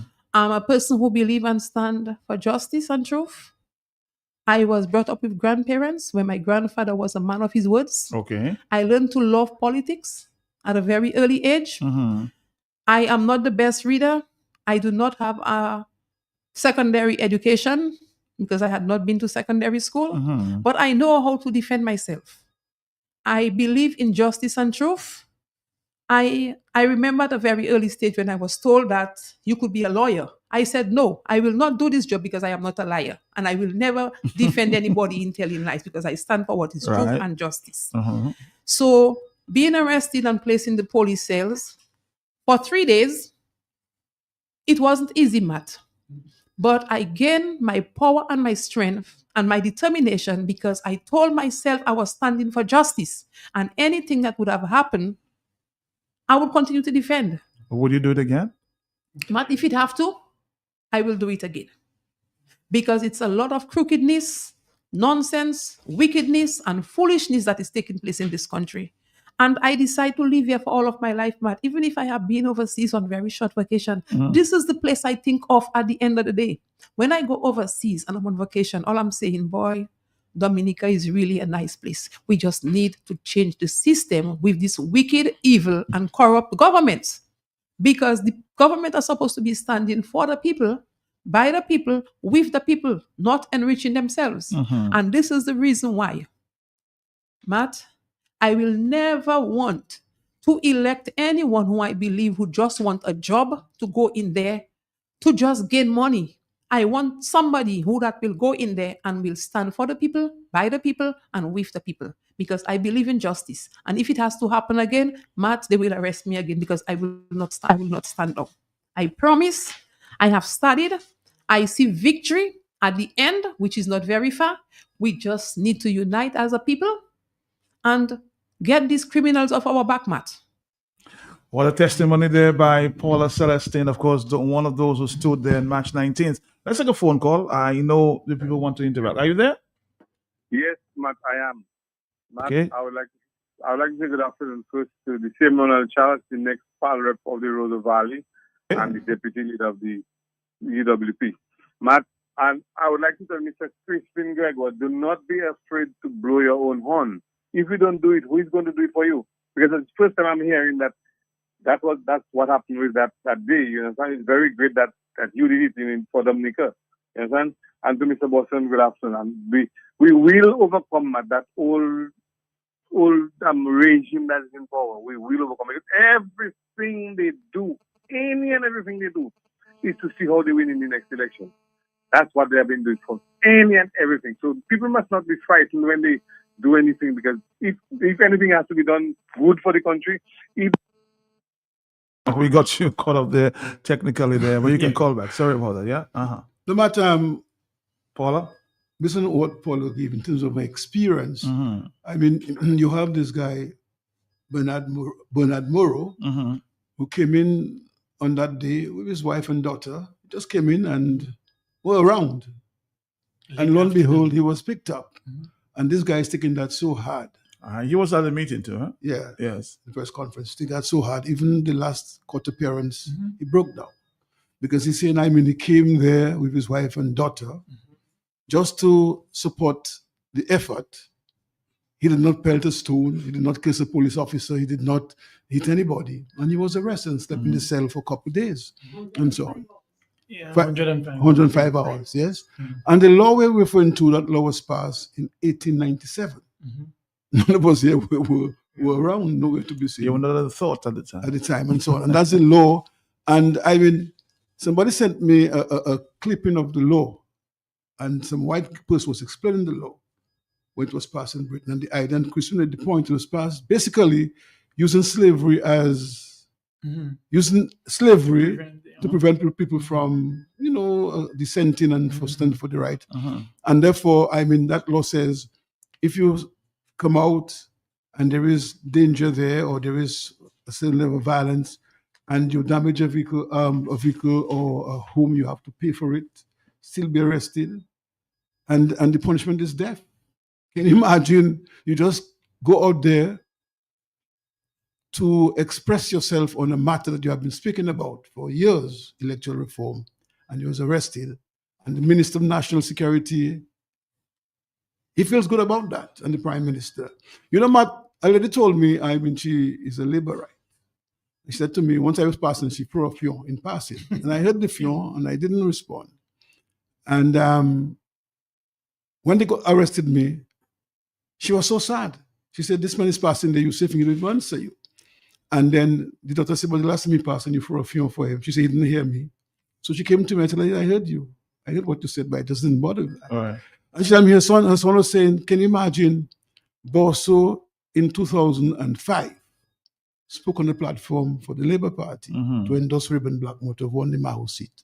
And he found himself in 2025 being arrested and placed in a cell. And he said to his mother, I can never be Labourite in my life again because that he didn't like a boy. Let's take a phone call. Are you there, caller? Sorry. Yes, I am there. Another patriot, huh? Another patriot. And I'll always keep standing for Dominica because I love my country. Paula, my darling. Paula? Yeah, she there, yes. But that's my girl. Paula is a friend. And Paula is a true friend. When you have a person like Paula on your side, Matt, you have everybody on your side. And you have everything on your side, Matt. Paula, my dear, you're a friend to me. And a friend indeed for Dominica. And we will keep on standing for Dominica. People tell me why I haven't gone to Debwash. I tell people I am on bail. So I don't want to be, they say, when you're a group of 12 people, you can be arrested. And I wouldn't want them to arrest me again. So that is why I will not go to Debwash, because I wouldn't want a second arrest. Because the man that arrested us there, only the first day of court he came there. Since after that, he never appeared in court. What are we doing in court? Every time we have to be turning up to court, spending hours by court, and nobody telling us anything. Well, they said the next hearing is in September the 28th or 29th. By the grace of God, that will be done with, because we're not in nothing to do with slavery. My great-great-great-grandmother stood up for me. I haven't got no right to be doing that, nothing there to stand up to be that how you call that thing, that antiquated law that was passed. And every damn thing they have is antiquated. You go to the police station, they're taking your fingerprint in an antiquated system. They're taking your profile in the antiquated system. They're not even updated in the flipping police station. Such a nonsense that's going on in that country. From the hospital, police, every damn thing is the same thing. But don't mind that. Them same people that have us arrested, they arrested us. They and their children one day will face worse than that. By the grace of God, in the name of Jesus. They say, mustn't swear, I swear by it. Bye-bye. Thank you, Blopo. Thank you. Somebody's asked me to ask Mr. Gregoire whether he has been awarded by Dominica for at least the award of honor or meritorious service to the state. Have you ever been given an award, Mr.? You have done so much. No, Matt, I have not. Really? I've not been so lucky. Lucky. So much work you have done for the country. Well, I've done a lot of work, Matt. My whole life has been in public life. I studied politics when I was like 15 at SMA. I spoke to SMA students this morning for the International Day, which was really good because I hadn't been to SMA for a long time. Matt, and then one of the projects that I did, which some people in Granby said, they asked, "Sa Crispin Jafeba Mungwambi, what has Crispin done for Granby people?" Well, I want to let them know that the first project I did for Granby people was to set up the Lechelle Youth Group, which Pierre Charles, I recruited people like Pierre Charles to be in it. He became a prime minister. So that's one. But the second thing I did, after Hurricane David, Granby School needed furniture, and I started a project to equip the school with furniture. Not only did we build furniture for the Granby School, which had in excess of 500 students at the time, but we built furniture for the other schools in the district. And I also got equipment that akin to what Home Industries had to train these youth and build the furniture. That's what I did for Granby. Then I went to the Kalinago territory after graduate school, and I worked there for 5 years doing a number of projects, including the Jolly John Park. So I've done a lot for Dominica. Matt, I don't expect any rewards. I'm not looking for any meritorious service. My job is done. I'll be 70 years this year. I have spent my whole life working on a global level in many countries. I've touched in Asia, in Africa, in Australia. I've done seminars. Matt, I promote Dominica. And the only reason I keep coming here every year, almost every year, is because of how much I love this country. And one of the things I did immediately after graduate school, I moved back to Dominica. And I spent 5 years here. It was shortened because at the time the Freedom Party saw me as an enemy. so they closed my program because Miss Charles said to me, "It seems like you want to take over all the villages. I'm not going to let you do that." Well, Miss Charles, she saw me as a visionary figure very early. Okay. And she had to, she told her colleague, "This guy, you got to watch him because he has an agenda." Of course, I did have an agenda. I come from the left politically, and but the point is that, Matt, what worries me, everybody knows that I came from the Labour Party. Today, the Labour Party treats me as an enemy, and that's all right. I've lived on the. I've never lived in Dominica, and the party that I support has been in power. That's not the case. I've never had that situation, except when it happened in 2000. But the current Labour Party, they didn't, for some reason, they saw me as an enemy. And the reason why they saw me as an enemy is that I was an aspirant to be the leader of that party. Ah, okay. And then certain people saw me as standing in their way. And they stopped your candidacy. Right. And even when such people have other citizenship in their back pocket, and then they are telling me they can't support my candidacy to be a candidate for Granby. And I said, okay, fine. I'm not running. And that was the best decision I made, Matt, in my adult life, not to join that bunch of politicians who are now running our country. Because they would never... You had no regrets? They were never genuine people. These are pickup side. That's the pickup side, right?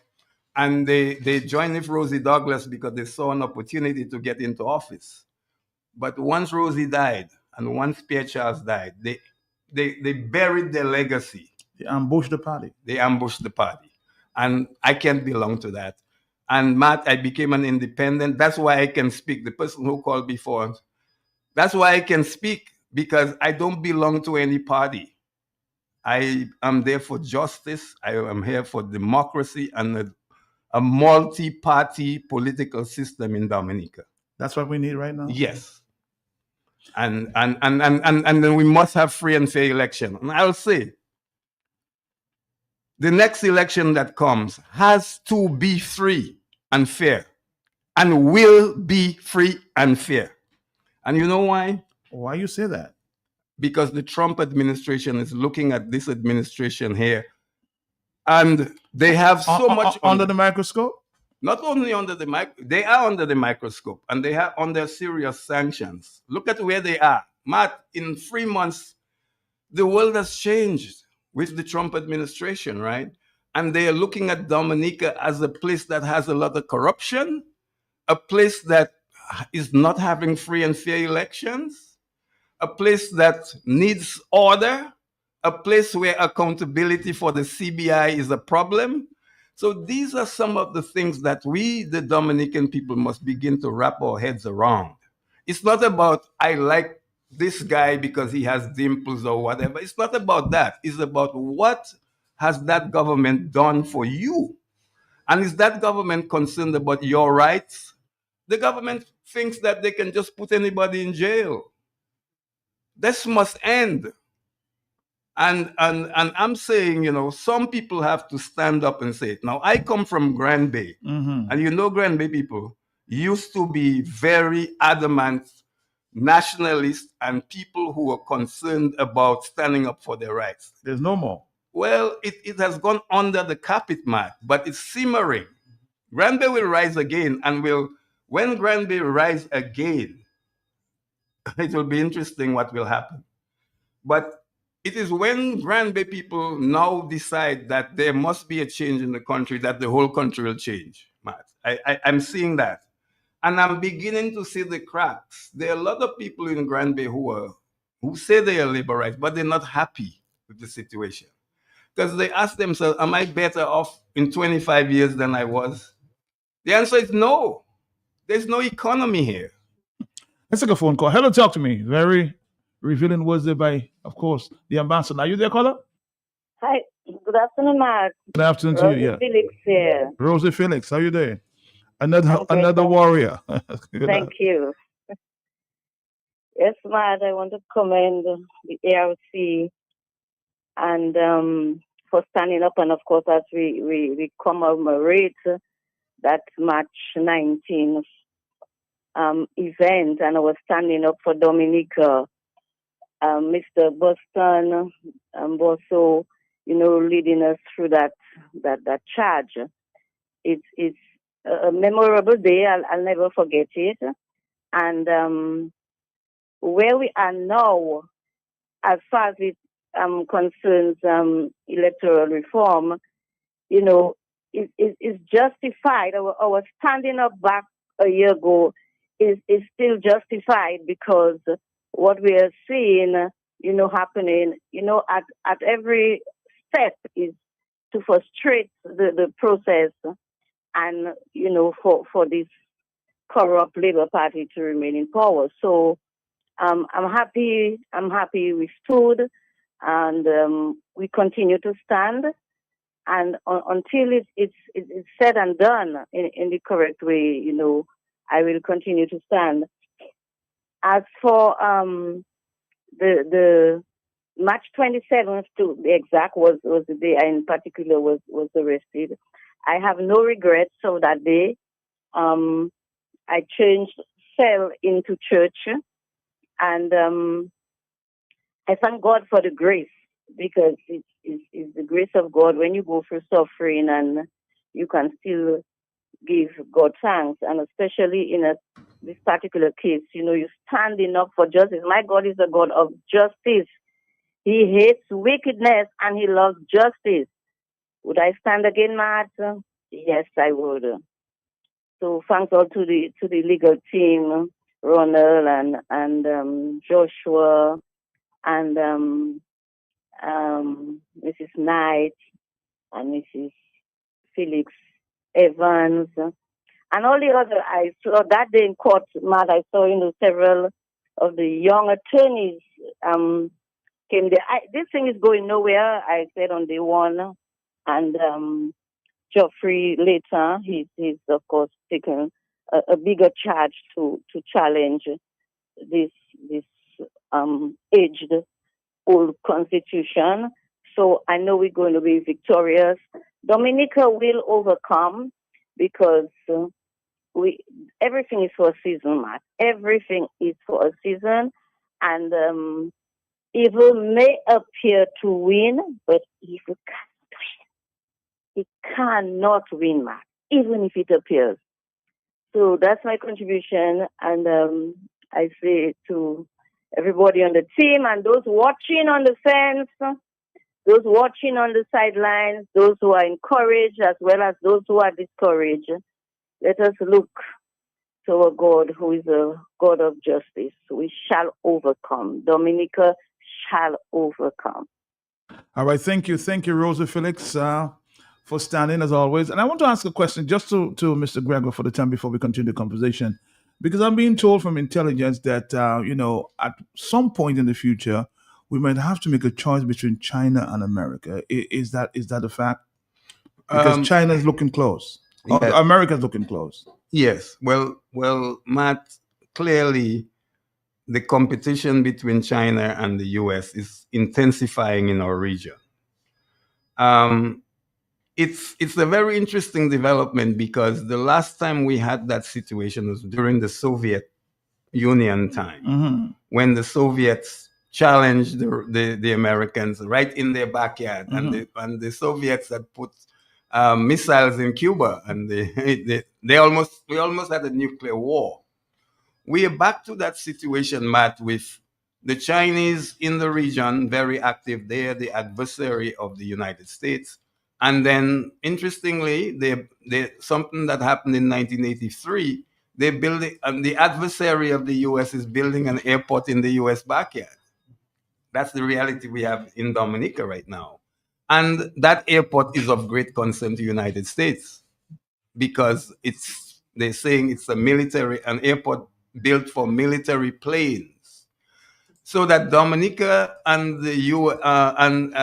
Dominica could be the place where we see the real competition between China and the United States play out in the next months.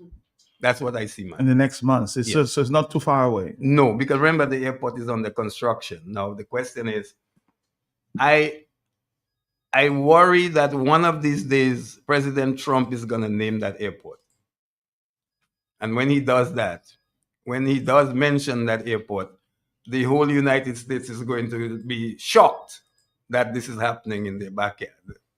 That's what I'm considering. He's going to call the airport's name? He said Dominica? He will mention that the Chinese are building an airport in Dominica.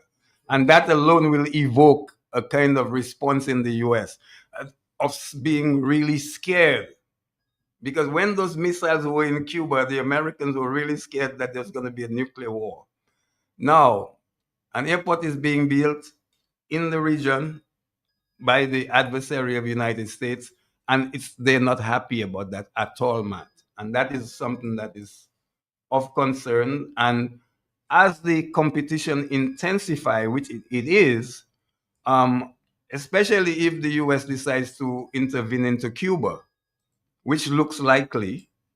What form it will take, we don't know, whether it will take the form of what happened in Venezuela, but the U.S. seems poised to take some action in Cuba, and that will rub off on us because right now, the Chinese biggest relationship in the Caribbean is with Cuba. The U.S. wants to take action to attack China through Cuba. So there's a link.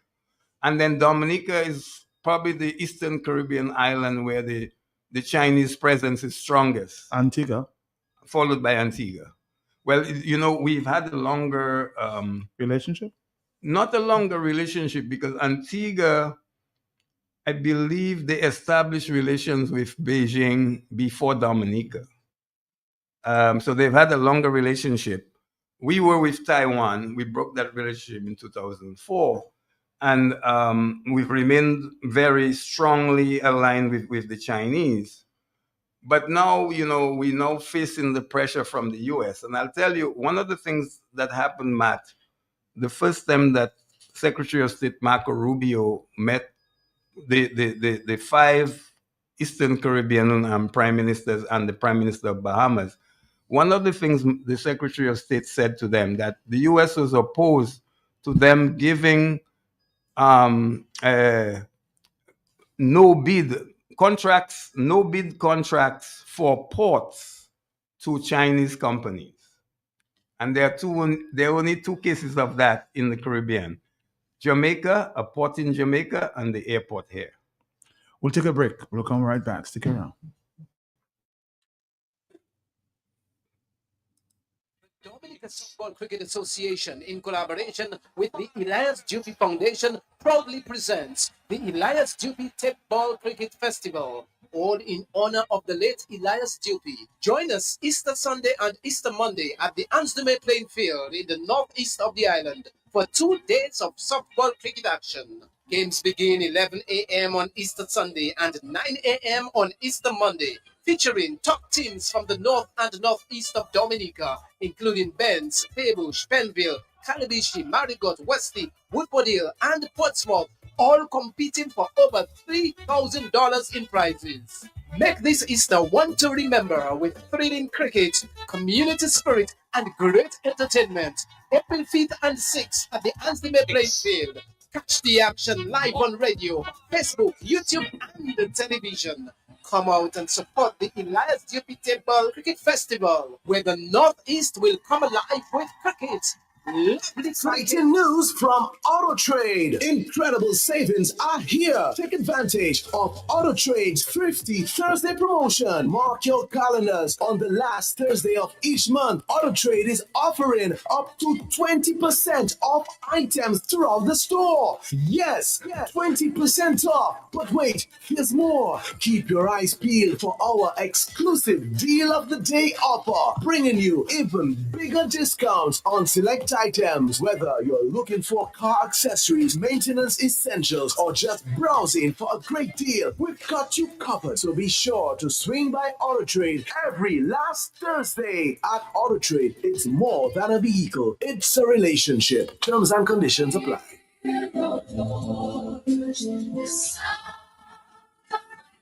By popular demand, on Friday, March 27th from 11 a.m. on Q95 FM, Creole Handmade will feature a repeat of a special interview done with His Lordship, Bishop Kendrick Forbes. The challenge we have would be the declining mass attendance. Another challenge would be the number of Catholics who, for whatever reason, are disaffected by the church. You know, there's some Catholics who have been hurt by the church that we also have to reach out to. There is also the engagement of our youth and young people. That's a challenge for us. And vocations. His Lordship, Bishop Kendrick Forbes. Death, sin, suffering, the challenges of life, they don't have the final word. God does. Leader of the Catholic community in Dominica. So Lent is that sacred time, that 40 days of spiritual renewal, of going back to the basics, of discerning where our heart is in regards to God. And for Catholics, fasting, prayer, and almsgiving are certainly the building blocks of Lent, of our Lenten journey. He's the 10th and current Roman Catholic Bishop of Roseau. His Lordship, Bishop Kendrick Forbes. The reality is that we live in a world today where things that were once considered abnormal have become normalized. And you know where children see that? In adults. On Q95 FM on Friday, March 27, 2026 from 11 a.m. So I think we have to find creative ways to bring the different political parties together and to invite them, to reach out to them, to let them know that, it's okay for us to have competing conviction, contrasting ideologies. Tune in for this special repeat and receive a blessing. So if something were to happen to one of the priests, we're faced with a challenge. Get ready. Automotive Alliance presents the ultimate weekend showdown. Light 'em up. All roads are taking over Kingsville Airport this April 4th and 5th. Saturday, it's 10th and June. Dial it in. Sunday, it's time to go heads up quarter-mile racing, the car show, and the Sound Out Championship. Bring the whole family for the Kids Zone, music, food, and the loudest two-step competition on the island. Admission, adults $20, kids $10. Want to be in the heat of the action? Grab a pit pass for $50 daily. Registration $100, car show entries of $50. Media partner, Kyrie FM, U95 FM, The Vibes Radio. Line them up, April 4th and 5th at the Kingsville Airport. Be there or get left at the line. I just meet Goldwyn in Roseau again. Same place outside Flossie's. I tried to dock him, but he had Dave C. Where? Story start again. Million, lot of my power we got, huh? Saka fella, I said the same thing you doing, shopping at Floss's, and you don't have to tell me the same thing you tell me last time because I'm busy. It's to hear him way. You reckon? About my pocket boy. I won't tell you that I save money in food and drinks when I buy quantity. I save more. Oh, shucks, man. Well, when you're still telling me, I know already. You pack a respect him, why? But it could him up Pepper Palais. I will tell all my friends from London, US and Dominica to come to Floss's, right next to the Rosa Market. Open Sunday to Saturday. Floss's can't do it to you.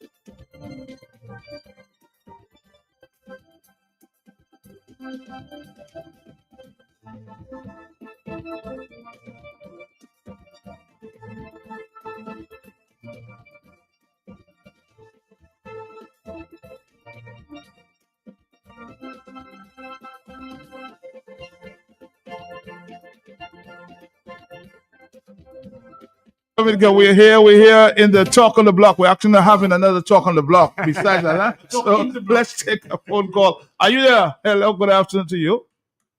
Well, good afternoon to my first gentleman. Hey, Hambak, Sagafet. Mola, Mountain Crispin Galachi, on bagay la, Crispin Galachi on bagay la. Mon même ka fon ele, mon ka wanda pou komo. A Crispin Galachi la, on dia la, so la tout chaud Dominique la. Pour Crispin Galachi on bagay bagay. C'est ma first gentleman, depuis la caisse ça. D'abord on finit d'elle. Depuis la caisse. Le moun la. Il pas fini, non, il pas fini. Ça pas fini, aïe, le moun, tout le monde non. Non. Non. Mais moun qui tue moun yo de wo, avec question fini. Yo pas de question. Moun qui tue moun yo de wo, oui, yo pas de question. Dis-moi ça que tu as fait Gouambé actuellement. Gouambé, ouais, c'est pour nous pas pour. Pour même en Chine. En Chine, il y a que Chatwell. Pour nous pas pour différentiel KPT, Gearbox KPT, engine KPT. Pour nous la rapport les Chine ça. Pour What's on Scary Tail last week? Oui, mais là, il est pour wash, il est pour wash. Right now, mon attend au pour wash capable. Il va falloir qu'à sortir, mais mon gars dit, qui c'est gars dit, ça dit qu'a dit, ou pas courir, ça qu'a dit, ou t'es là tu vas dire, because so je, là on met tout le monde pour aimer, je suis, on est tout le monde là, où ça? Vous comprenez? Vous faire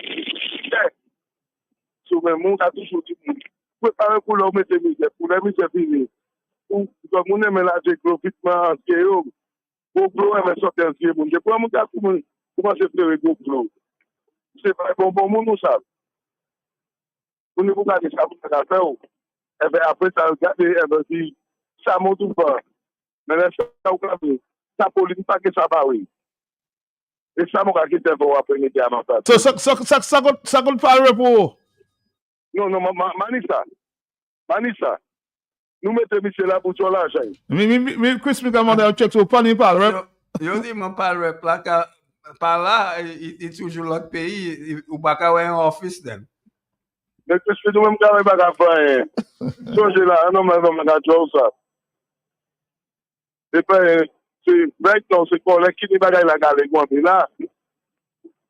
Quand ça bagages garder bien, mettez musique, mettez faire un truc pour yo. Because là où est-ce que ça pas ni du pas. Si on peut nous garder pour si on met tout pas. So même ça peut parler non pas ni parler. Okay, well. So what is next for the ERC? What is next? Well, Matt, before I answer that question, I just want to commend Ronald. Okay. As the lawyer with us on this matter. Keeping things together in his office. Okay. Staff in his office. They always call us to remind us on the day that the case is coming up. So we are well informed. And he's always there present, fighting the fight. Okay. And I also want to commend Joshua Francis, who is assisting him as well, and Geoffrey Later, who is taking the matter to the High Court, challenging the Riot Act. Okay. And the lawyers, that is Gilon Richards, who is on the matter as well. I'm representing some of the patriots and Heather Felix. And also, we want to thank people like Noelis Knight, who is also associated with what is happening, and Clara Shillingford, who's associated, and many other lawyers. And so we have some persons who are in the law, some retired persons, and we don't want to mention them now, but they are in the law and they're advising on these matters as well. And we also taking, I think 3 of us are taking legal action, that is Loftus Durand, Pastor Rodney, and myself, against an individual who made some very defamatory statement and so unfortunate, and we're seeking redress to the court and so on.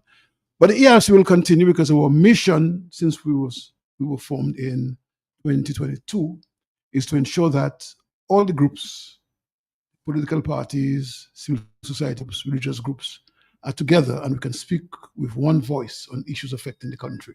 Okay. Although each organization, each party have their individual task and so on, but collectively, we want to be able to do things and say things together. So the impact of suggesting, encouraging, changing the country comes at a very cooperative level, so to speak, and so on. I also want to commend again Ambassador Gregoire, because he didn't say that, but I know that he was involved in the geothermal project. Okay.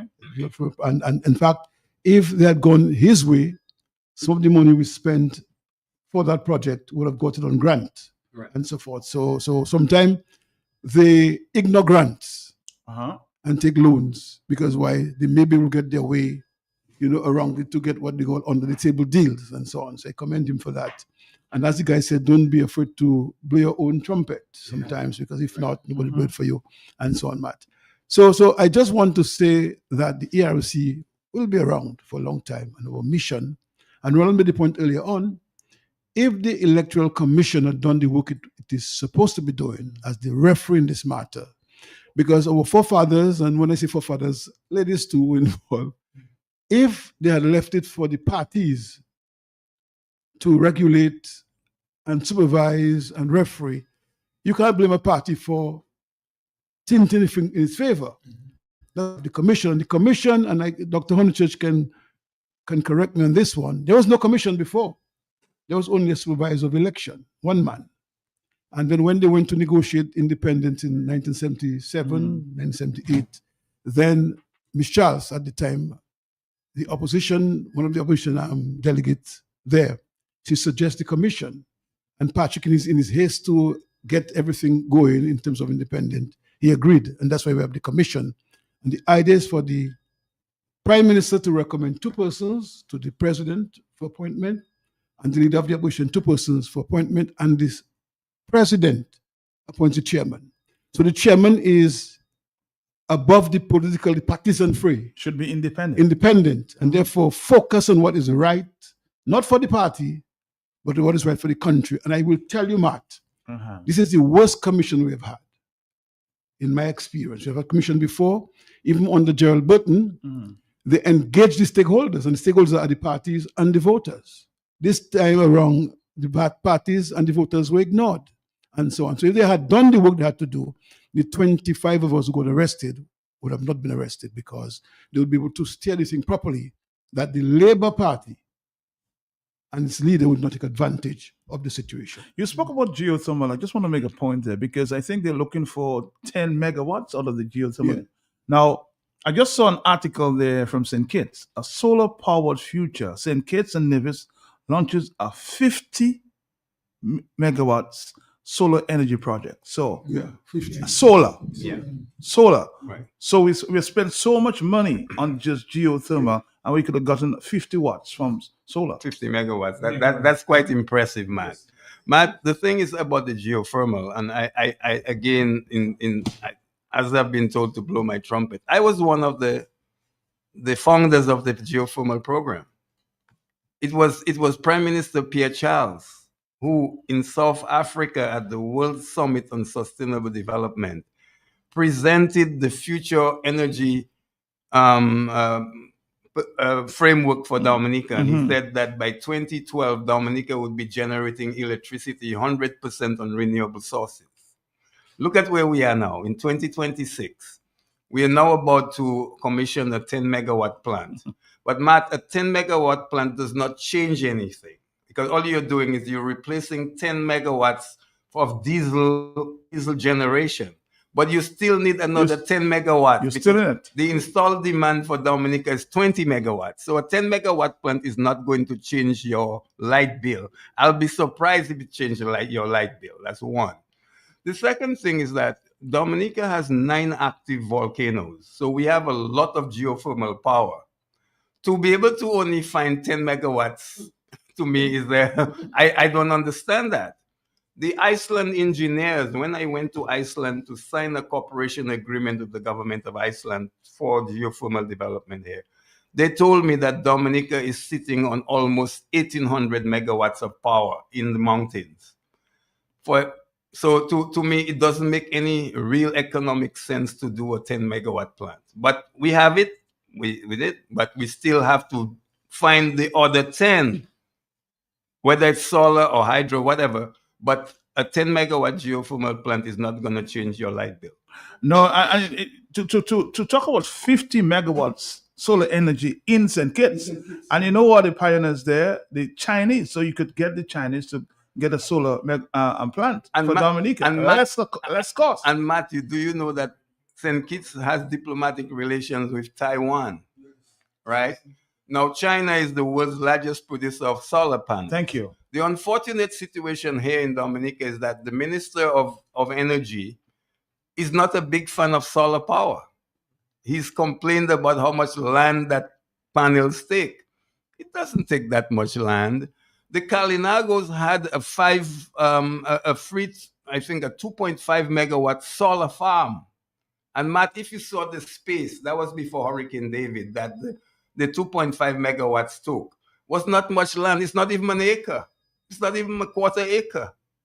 So for example, I heard Afi Martin saying that for every acre that you have solar panels, you can generate 1 megawatt.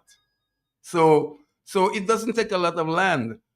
I would simply ask the Chinese to help us to generate 100% of renewable energy, to add to the geothermal, add solar, add wind, and so that we can get off oil. We can get off oil for electricity as a first step as we move towards electric vehicles. That's the future of Dominica.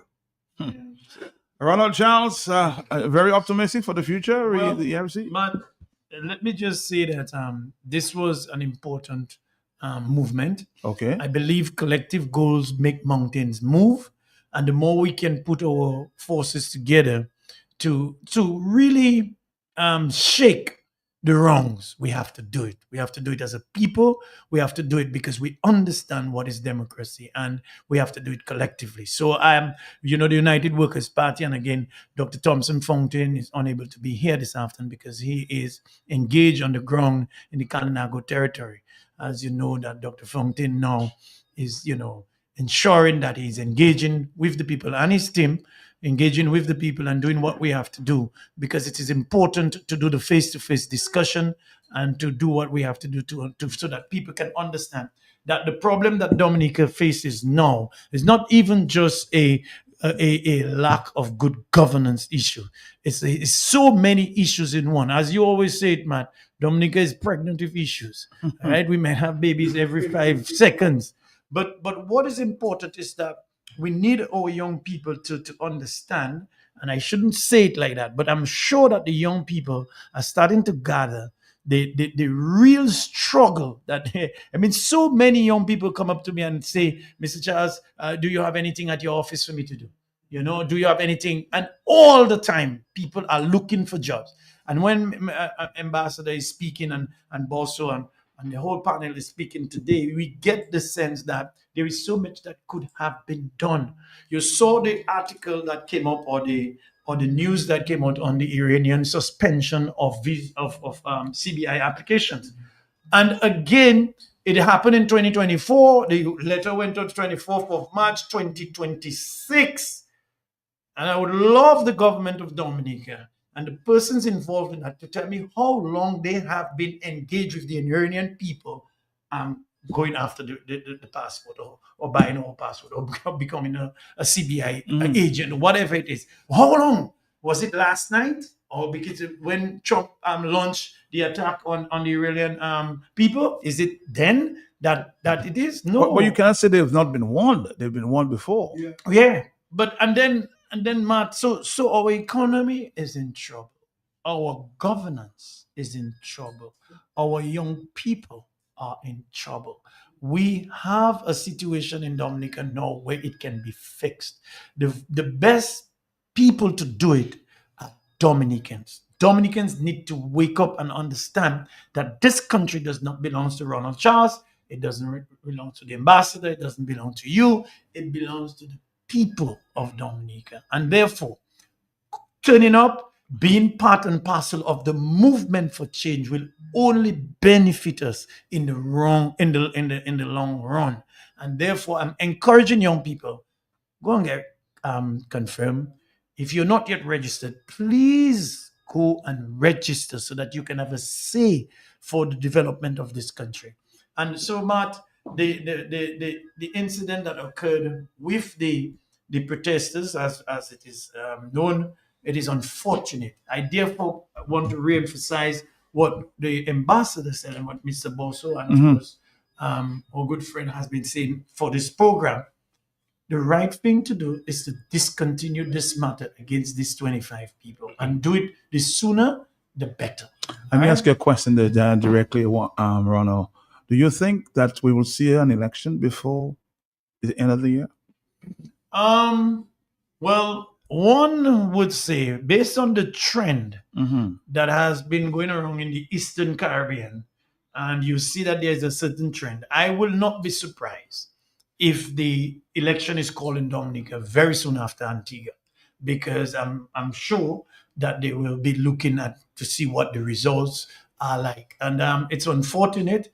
It appears to me that the rights of people are not taken into consideration. It's about trying to go around buying votes and trying to convince people on things that they ought to be clear about.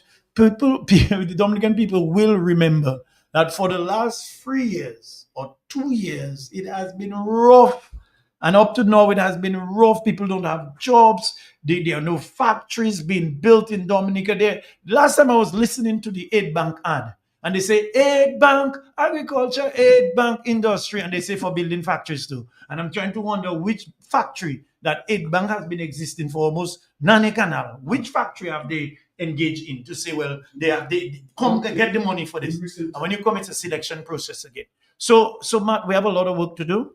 So I'm urging everybody and all political parties, of course, the United Workers' Party, continue to do what we can do in our capacity, and to really encourage people to do the right thing, and that is to go out there, be part of a group, be part of a movement. Don't be afraid, because if the results, and I love how the ambassador said it, they're not going to win. And But somebody's saying that to Mr. Gregor's point, somebody's saying, yes, Matt, he's right. There's a lot of young men, the Z youth in Granby, willing to vote for an opposition, but they're not seeing anyone on the ground to know who the other representatives are. So that's a one for you, Ronald. Well, Matt, let me say this again. For Granby. For Granby, where Dominica is not that big, you know. At the end of the day, what I think, and I'm going to say this today, everybody in Dominica, right, are aware of the nonsense this government is doing. They are aware. Clearly, they are aware. I am not saying we have to set aside the issue that we should not engage people, of course. But we have been engaging people for almost 25 years. We've been talking about the issues. When Mr. Linton, for example, brought up the issue about the CBI, everybody thought it was a big joke. Look at the situation now. Are we going back to the archives and saying, but hey, Mr. Linton was right?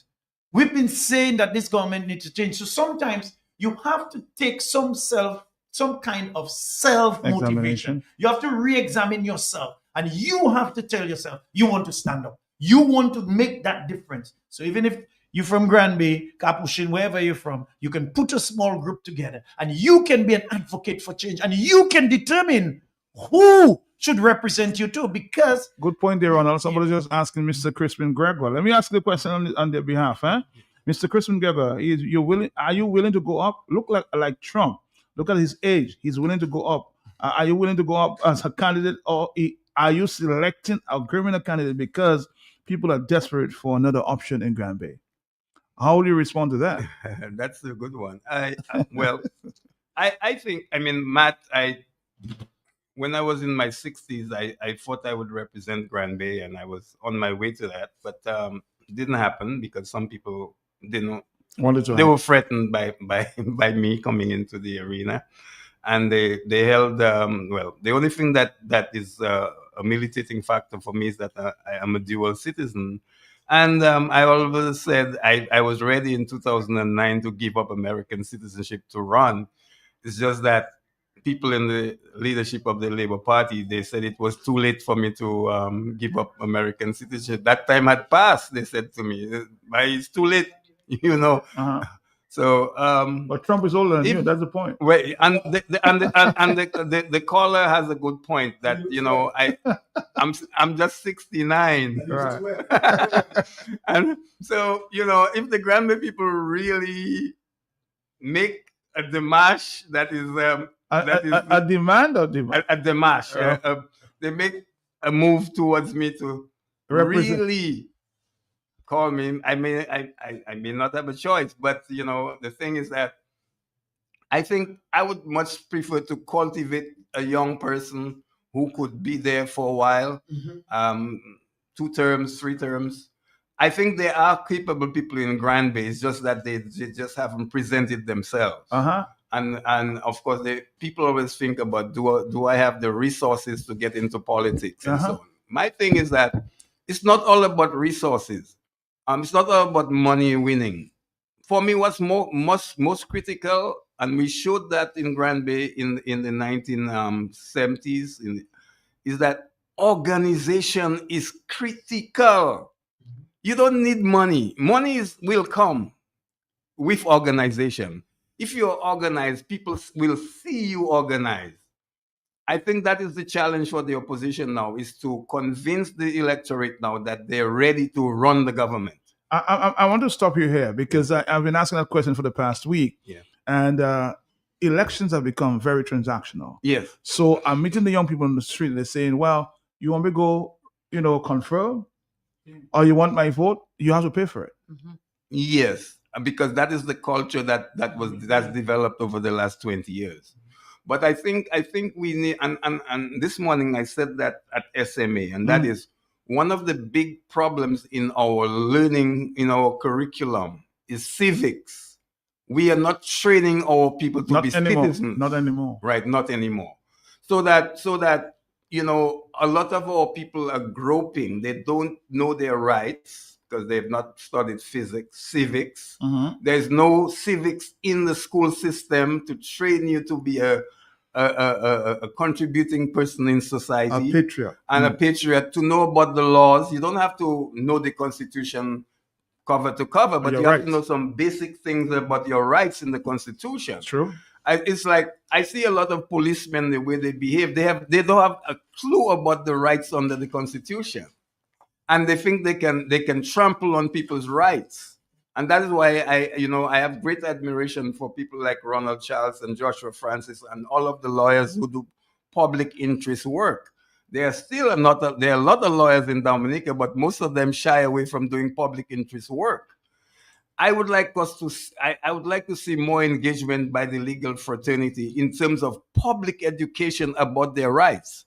The other thing, Matt, is that we have a very poor record abroad in terms of rights questions. Our human rights report card is not a good one. It's one fraught with police brutality. And Matt, having been in politics from the time I was 15, I have seen police brutality firsthand, going back to 1973. I have faced machine guns on my chest as a little boy, as a 17-year-old. I have faced 303 rifles on my chest. But those things don't intimidate me. I'm not daunted by that. My thing is, I'm fighting organizationally. That's how I fight. I don't fight with weapons. I fight with organization. And I'll tell you, that is far more powerful. And that was what Miss Charles saw in me. When she saw me organizing in the villages, doing bottom-up development work, that was threatening, because ultimately it could thrust me in the political arena, because what they were telling her, if you don't stop Crispin, he'll stop you. And she told me, look, I'm not going to let you take over the villages. And it's just the bottom-up work. Matt, I was trained as a community development organizer. And that's what I remain. And I'll die as a community organizer. Let's see. I'll get our final comments there from Miss. Yes, the only female in the house. How are you doing again? Yes, Matt. Going forward, you're going to continue to stand. Oh, for sure, Matt. Okay, Matt, the ERC, Buster just mentioned, this organization was formed after 2022 general election, when a number of us was not satisfied with how things transpired, because there was an election in 2019 and then there was this other election in 2022. Now with the ERC, which we formed this organization, every person on this organization, they represent their own political party. Because Bosso, who is the chairman of the ERC, Bosso is a freedom right. We know where Bosso came from. We know how it all started. I support my own political party as well. Okay. But what we are saying, people on the ERC, we all have different ideas. But at the end of the day, we come to one common goal. And this common goal is, let us unite.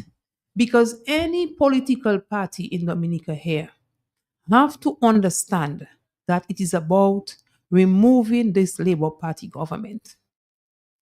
So we have different ideas, yes, but the common goal is the change of this regime. So we have Mr. Ronald Charles here.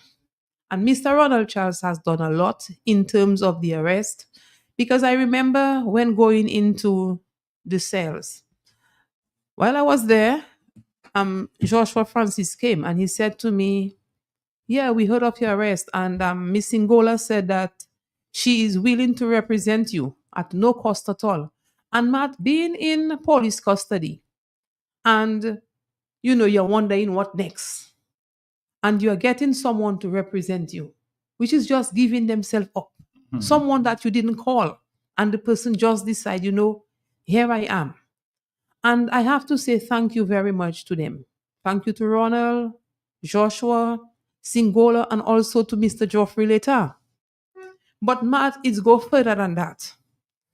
Because there are still people who were arrested in the 25 of us. These people still has a pain.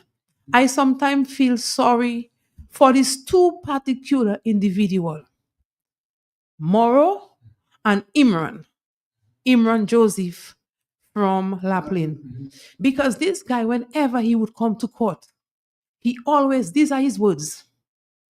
I just came to see what happening. And look at today, I have to be coming to Roseau every time. I do not even have money sometimes to pay the boss. And, I really feel for him. Moro, who spent 105 hours in the cells, Moro only came at the end of everything was over. His vehicle, he left his vehicle idling. And what I realized these police officers did, the people who are very vocal in the country, those were the people that they attacked. Because Clementina is a vocal person. But I have been in different organizations, and all of them have to do with removing this government on the backs of the people. I used to come here, it was every Tuesday also, when I came here to do this program, Education for Liberation. I started this program with lofty civic vibes. I was part of the workers, the Wednesday workers. The reason why the Wednesday workers is still working, the reason why I'm not able to is because of my work and engagement. I am part of the ERC. I'm part of the NJAM, part of the Moonserie. Every organization that has been formed to deal with this government, a change of government in this country, I have been there. You have Blue, who've been arrested.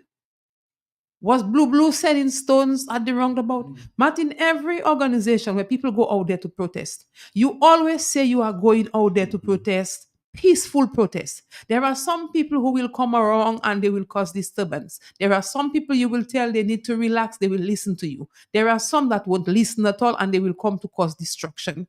But the number of persons, when I look at them that was arrested, is people who are being vocal. And this was, like I said before, this is something that looked like it was organized to handpick certain people to prevent them from speaking.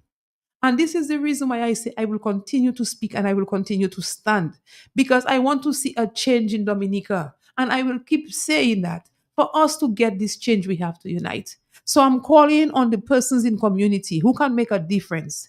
If you can just encourage maybe at least 5 persons to go out there and do the right thing, get reconfirmed or get registered, whichever one it is, because the government has realized that the procedure that they have implemented, this is not working in their interest. Because if the government had just said, you know what, we went out there, you all arrested us, later on you are saying, look, the IDs that you need, because they have changed things around, because they have realized it's not working in their interest. If they had just said long time ago, let's just get people, register, people would have gone there, they would have done the right thing.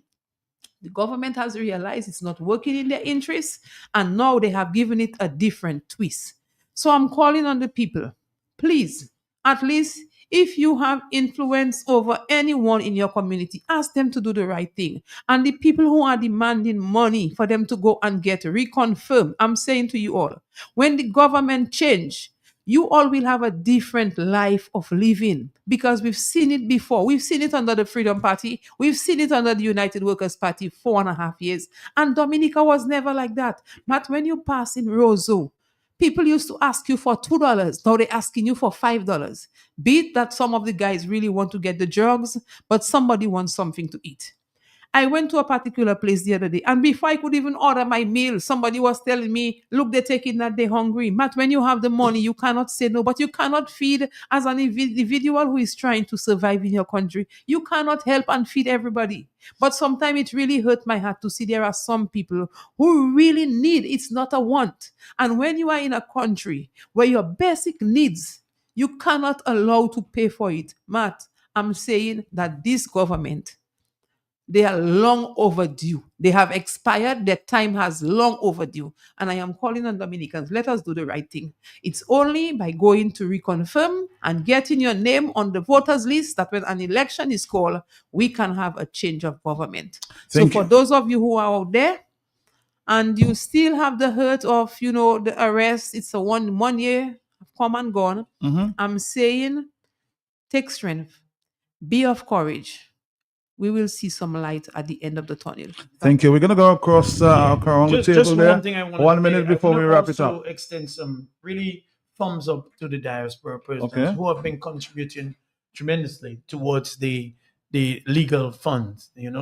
Various matters are before the court, and I know they don't like me to call their names, but I know that they put a lot of efforts to ensure that Dominicans get the best representation in order that we can defeat what is against us illegally. So I really want to, say thumbs up to them and say thank you and continue to do what they do. I know personally from the United Workers Party, we have received, so much donations to some of the matters that we have before the court, the CBI matter, as we call it, and of course, other matters that we have that is before the court. And now the judicial review and the continuation of the matter against the 25 protesters. So I really want to say thanks to this. And of course, to all the lawyers who continuously assist in one way or the other, because sometimes you may not see them in court, but their opinion matters. And of course, they give opinions and so forth. But all in all, it's a pleasure to be here this afternoon.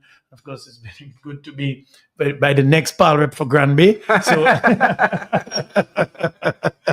So, all in all, thank you for the opportunity. And the United Workers Party remains steadfast to work towards a really better Dominica, and we continue. I know that of course we have some work to do. Of course we have to engage a little bit more than we are doing, but we are doing it, and we're doing it. And the political leader has remained, I don't know where he get his energy from, because I keep telling him he has to go a little easy. Up to last evening he was in Campbell doing his work and being on the ground and engaging people and doing what we have to do. So the team, we're doing what we have to do as a political party and one of the leading political parties locally.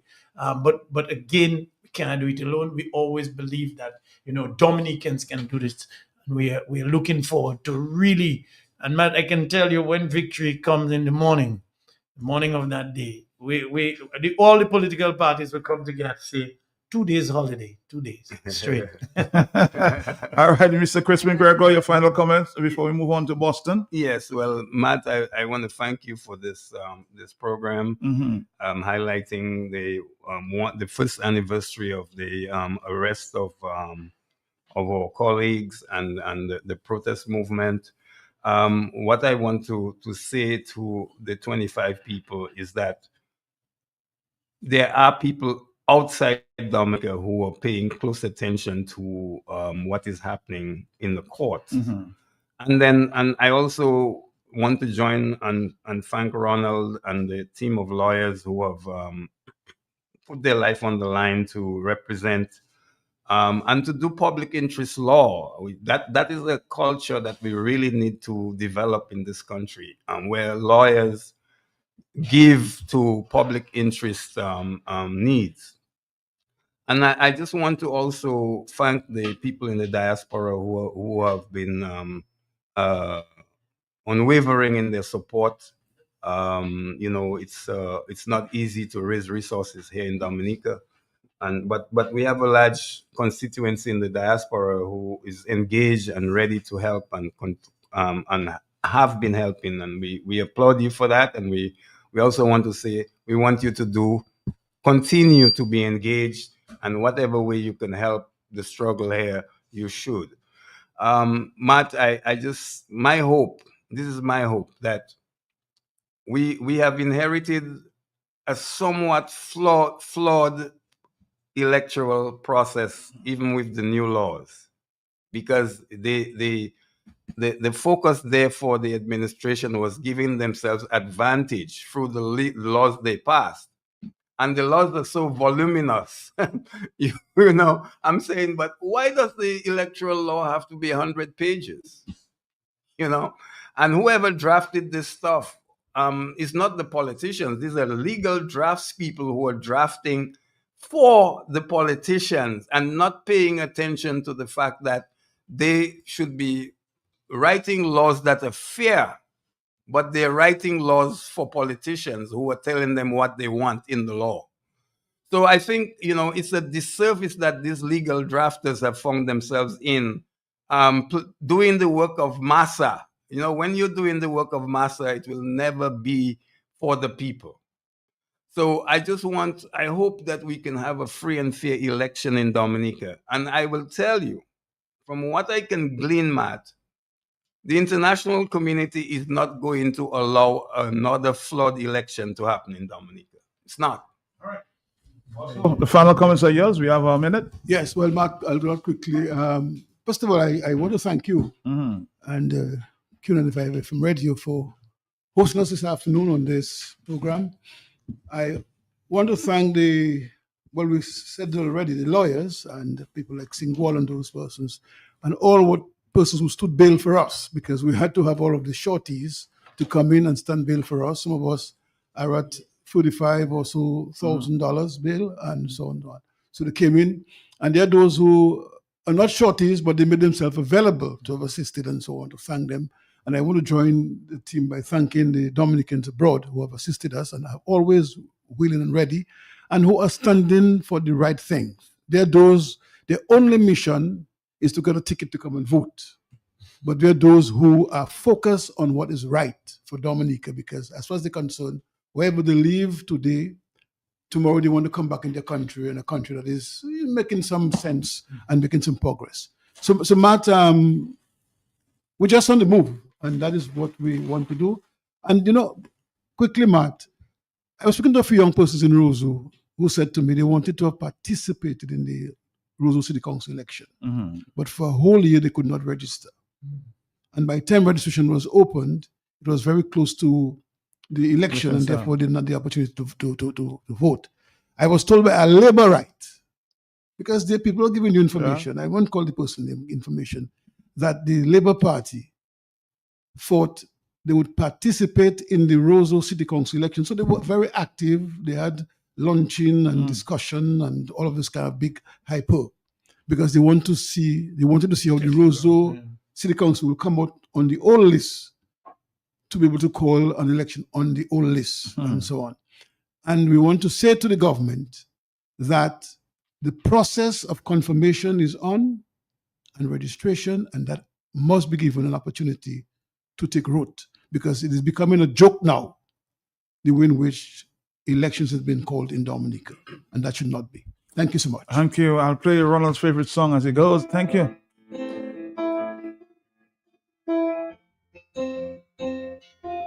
Dominica shall rise again.